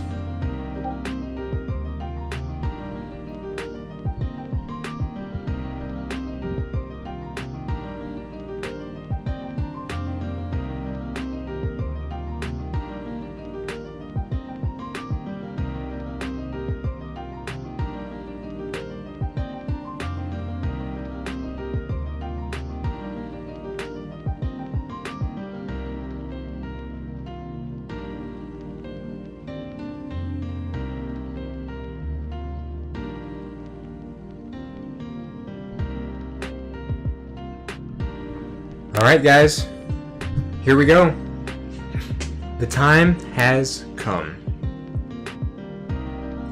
The ultimate. The final match of the second qualifier event. Red Train versus Not Tonight. Red Train has obviously given this atrocious deck to Wilkie to pilot. As we've seen, it doesn't do much. Finals! Woo! Wilkie has given to Red Train to pilot. This World's Collide deck right here. Double Chantafibris, double Paraguardian, Primus Unguis. It's a Primus Unguis deck. Thera-Centurion, Senator Strix. Hunter are hunted with the Kymar Eclipse and double Hugger Mugger Yansei Dusk Runner. A Gambling Den? I wonder if the Gambling Den will come into play. Double Mersoto Light of the Archon, Sensor Chief Garcia, Common Officer Kirby United Action Double Stealth Mode with some Zap as some board control. Alrighty.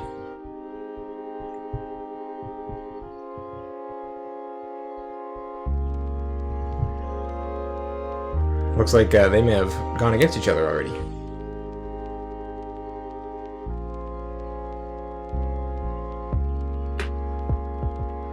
Yeah, these finals will be great. It'll be a lot of fun. Alrighty. Looks like Wilkie gets to go first here.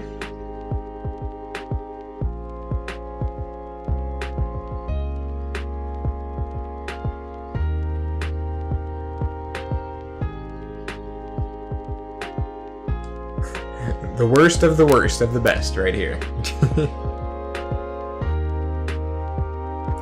The worst of what over 75 sats can offer.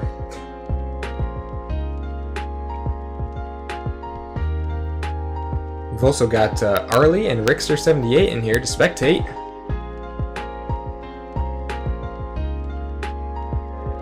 Wilkie starts things off with a Massis Asp. Red Train retaliates with a Sensor Chief and a Nurse Soda.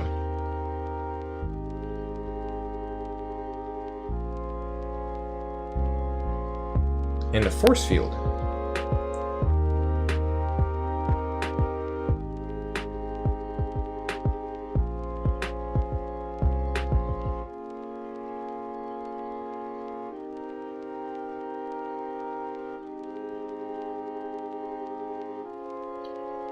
Wilkie goes Shadows. The Bait and Switch comes out early for a steal of 1. Massis Asp Reaps. Interesting. Snack Lifter for nothing. Pawn Sacrifice to sacrifice the Snack Lifter and takes out with ease the Garcia and the Soto. So Red Train is left with an empty board.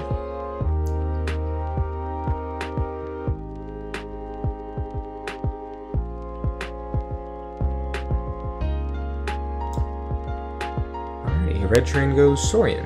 Plays down the Rudder Golem. All this key taxing is coming out so early right now from Red Train's deck. Primus Unguis. Ooh. An Auto Legionary. Massis Asp could deal with the Primus Unguis if absolutely necessary. But maybe Wilkie has a better option.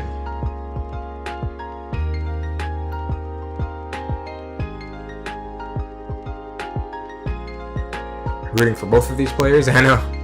Really, yeah, these finals are crazy. Very, very fun and intense finals we got here. Some cool players. Wow, so yeah, Wilkie burns a Shadow's turn just to have Massis Asp fight that Primus Unguis, and honestly, I don't blame him. Primus Unguis is a threat to be reckoned with. Red Train plays the Hugger Mugger. The Yanti game. There it is. Gambling Den is down. What a fun layer to add to this final match. Imagine Gambling Den like wins the game or something. Wow, Wilkie chose correctly. Revealed the Psychic Bug for 2.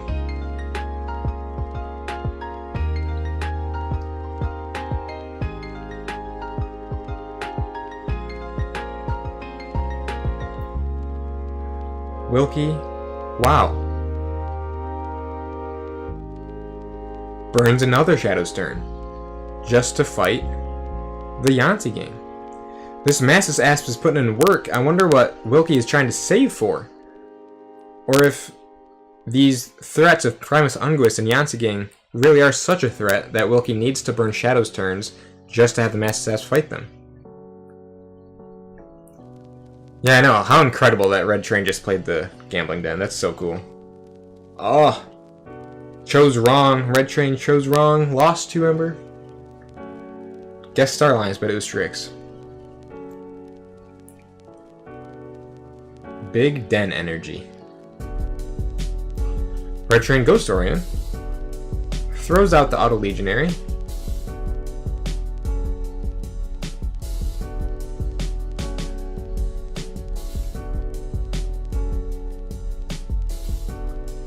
Rudder Golem Reaps.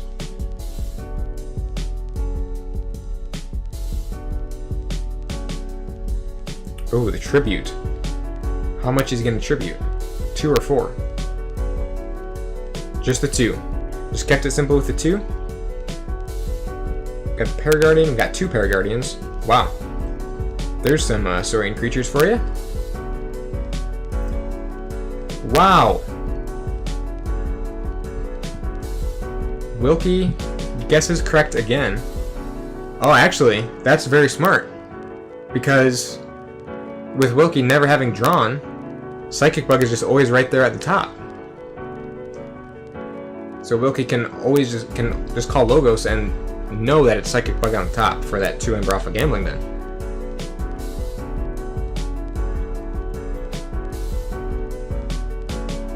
Flame Wreath on the Masses Asp. Oh, that's disgusting. A 5 power skirmish poison creature with Hazardous 2? That's disgusting. Double Schuler, Pit Demon, and Dominator Bauble. Wilkie with a very small 3 Ember lead over Red Train at the moment. Make that 5 Ember lead. Red Train just lost again. Went with Star Alliance, ended up with Chant of Hubris. I do appreciate that they're both gambling away though. That's awesome. Red Train goes Saurian. Throws down Shrix.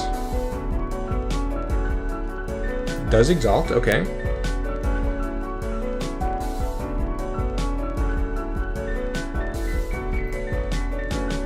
Reaps with the Paraguardian, wards the Shrix and the Auto Legionary.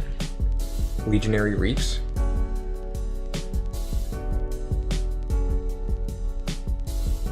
Rudder Golem Reaps.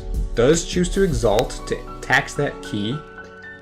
And Reaps the Paraguardian. So now he has some decent wards on there. His Saurian board is warded up decently. Red Train's luck is now coming to bite him. It sure looks that way. It sure looks that way. Oh, Wilkie. Went Logos, revealed Mind Barb, lost 2 Ember. Gambling Den is killing these guys.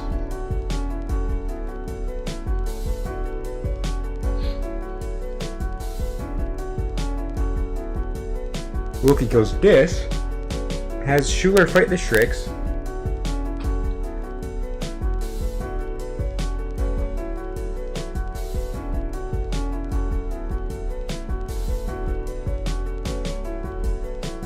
And then has the other Schuler fight the Shrix. Betrayed by Barbara. What are you doing, Barbara? Come on now. Pit Demon steal 1. Dominator Bauble into the Masses Asp to fight the Paraguardian.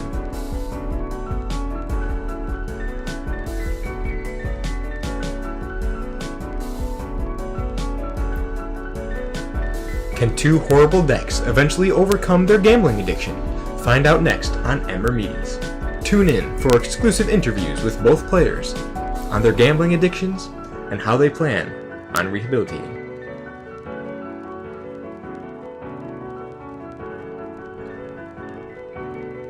Red Train goes Shadows. Plays Hugger Mugger.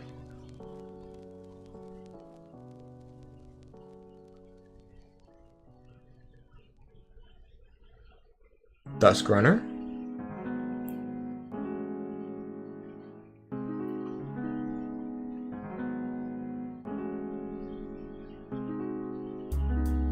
Wow. No Reaping for Wilkie from the Inky Gloom. Hawk destroyed the Dominator Bauble. Player interviews with the final. That would be cool. Interviews would be actually very neat. I wonder if at some point we'd be able to implement that or work that out. That'd be pretty cool. Wilkie goes. Oh! Would you look at that? Gambling Den for 2 Ember into the Forge. Incredible.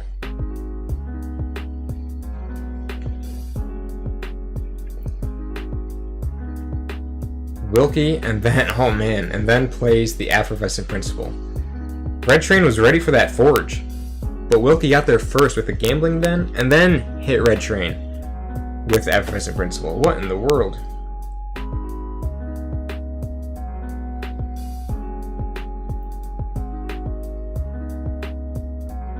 Bat Drone, Psychic Bug.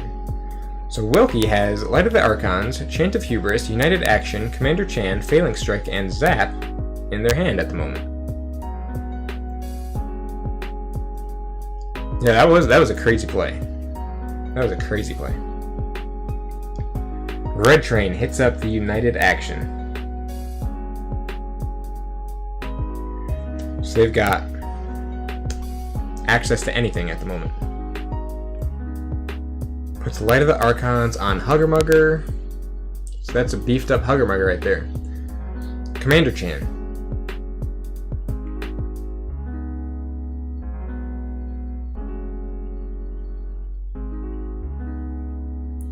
Red Train fiending for that first key.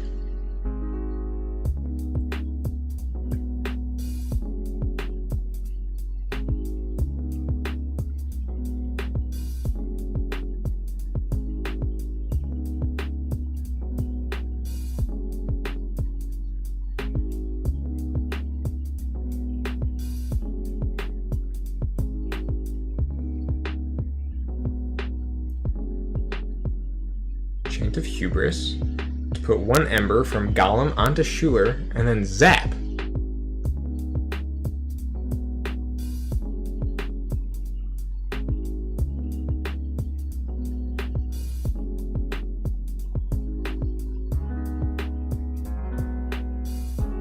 Failing Strike.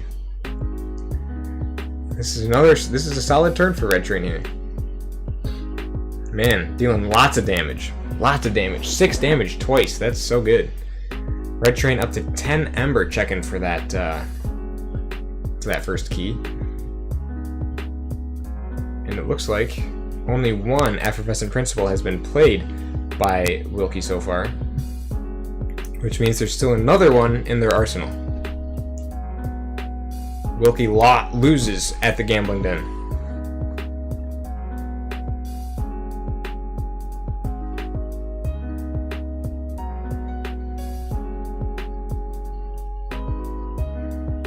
Yeah, targeting on point. Quicksilver the Adventurer. Psychic Bug. So Red Train currently has CXO Tabor, Hunter or Hunted, Subtle Maul, Nurse Soto, Avinda, and Thorough Centurion. Wilkie plays the Labyrinth to archive a card and ends it right there. Red Train passes on the Gambling Den and goes Shadows.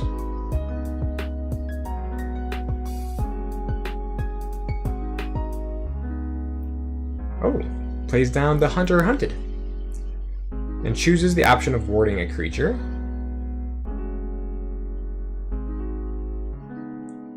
Plays Avinda.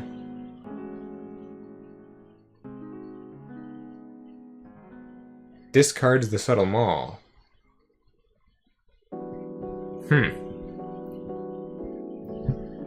I wonder why. I'm trying to think if Wilkie has anything that would make him want to do that.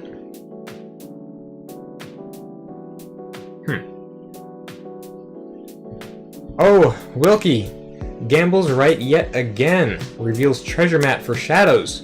Gains 2 Ember. I wonder what Hunter or Hunted would have been like in Dark Tidings. And the only reason I asked that is because it gives you an option. It's like one of those choice cards. Because like, it could have been formatted like, choose one. Ward a creature. Move a ward from a creature to another creature. I'm not sure. Mind Barbara comes through, and Red Train loses Stealth Mode. Oh, what a hit! What a hit! And plays the Drumble, capturing 9 whole Ember. That's crazy. So Wilkie prevented Red Train's second key for just a turn or two left here. How will Red Train respond? By going Saurian, it looks like. Red Train plays the Tribune Pompetus. Okay, so that boosts up some power here. Huggermugger is now 7 power. Auto Legionary is 11 power.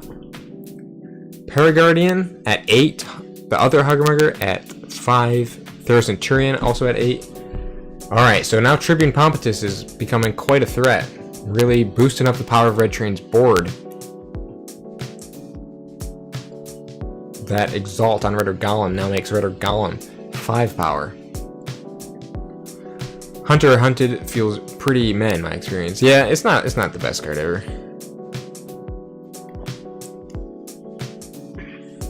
It's like the only card, or one of the only cards that lets you like move wards? There's some cards that let you remove them, like Hadron Collision. But I can't think of any other cards that let you just move it around, you know? So it's pretty unique, but not all that potent. Chant of Hubris to move 1 Ember from Huggermugger to Drumble. Oh, very smart. Legionary fights Drumble, and Paraguardian fights Drumble to finish it off. Red Train finishes their turn with 12 Ember checking for their second key. They have 2 keys worth of Ember at the moment. Wilkie passes on the Gambling Den and Ghost Shadows with all the cards in their archives. Steals one with the Urchin. Ghostly Hand for 2. Moon Cursor. And Treasure Map for 1.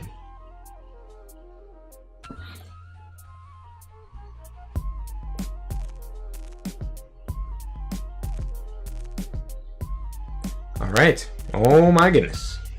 Red Train forges the second key. They're at 2 keys. 5 Ember. Plays a stealth mode. They had another one.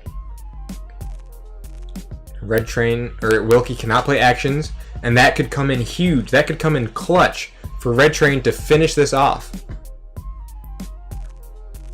Plays down the Kirby, plays the Mug. Kills the Moon Cursor with the Mug.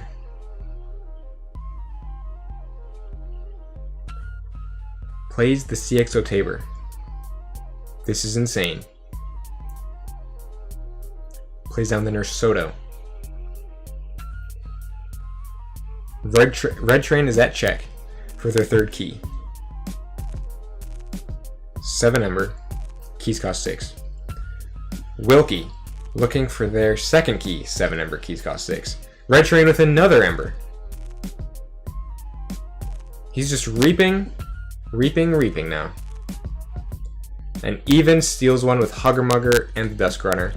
Checking for their final key at 11 Ember. Does Wilkie have an answer?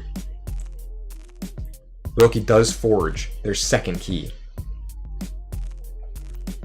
Very much should have just been an and instead of or. The remove award side might as well have been a single damage pip that can't target now. Okay, yeah, that makes sense. Wilkie plays Rocket Boots. Okay. This must be where the second Effervescent Principle comes into play.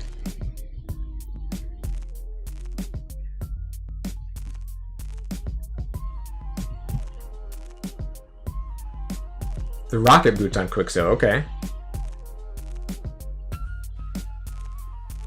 Psychic Bug to reveal Chimera Eclipse, Paraguardian, Failing Strike. Wait, is this it? There it is! And that's the game. That's the finals done. Red Train wins. 6-0 for the whole entire event. Wins the finals. Just like that. Well played. Wilkie over here says, still did not draw the Gateway. Yep. Gateway didn't come out. Nor did that second Effervescent Principle from what we can tell. What a game. What a game. GG's to both of you. Congratulations, Red Train, on your victory, on winning the $56 cash prize, and on your invite to the 5th season of the KeyForge Premiere League. Congratulations. Red Train did kill at this event. He clearly did. He clearly did find the perfect deck for this format. Like, that's crazy. This was the deck. This was the deck that players just could not pilot. They could not win with it.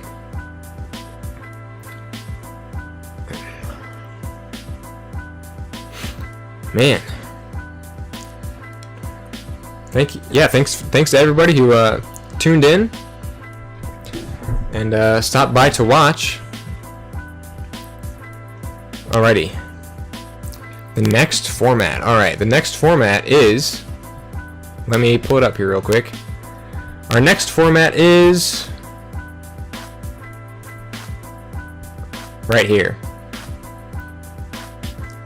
Our next event is October 22nd and will be Adaptive Best of 1. Alright. Each player will be randomly assigned a set to choose their deck from. Alright. So it's pretty unique. Very interesting. Adaptive Best of 1, but each player will be randomly assigned a set to choose their deck from. So we'll be seeing stuff from all sorts of different sets. And you're not going to know what you get to choose from until it's assigned to you. So, there you have it. That's our next format. Also, the date for the next one, October 22nd, so be sure to tune in to that. But as of right now, that's the end of the second event. There we have it.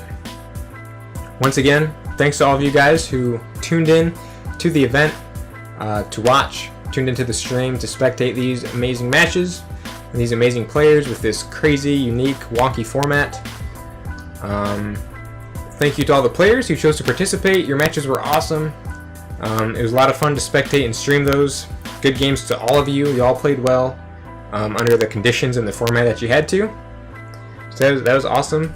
Huge shout out to Karen for hosting the event, putting it all on, and just giving us this opportunity to play some KeyForge with these unique rules. So yeah, huge shout out, huge thanks to Karen, and yeah, again, congratulations to Red Train for winning winning this event, the second qualifier event.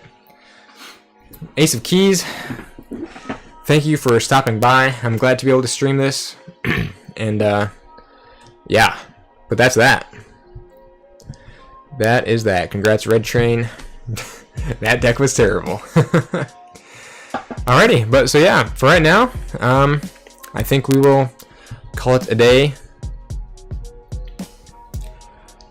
Looks like Orion Floxamal over here has posted a VOD of his run over on his YouTube channel, so be sure to go check that out to see his perspective. But yeah, and we are going to end it right there. Thank you all so much again for tuning in, and I can't wait to see you all again in the next one. See you later.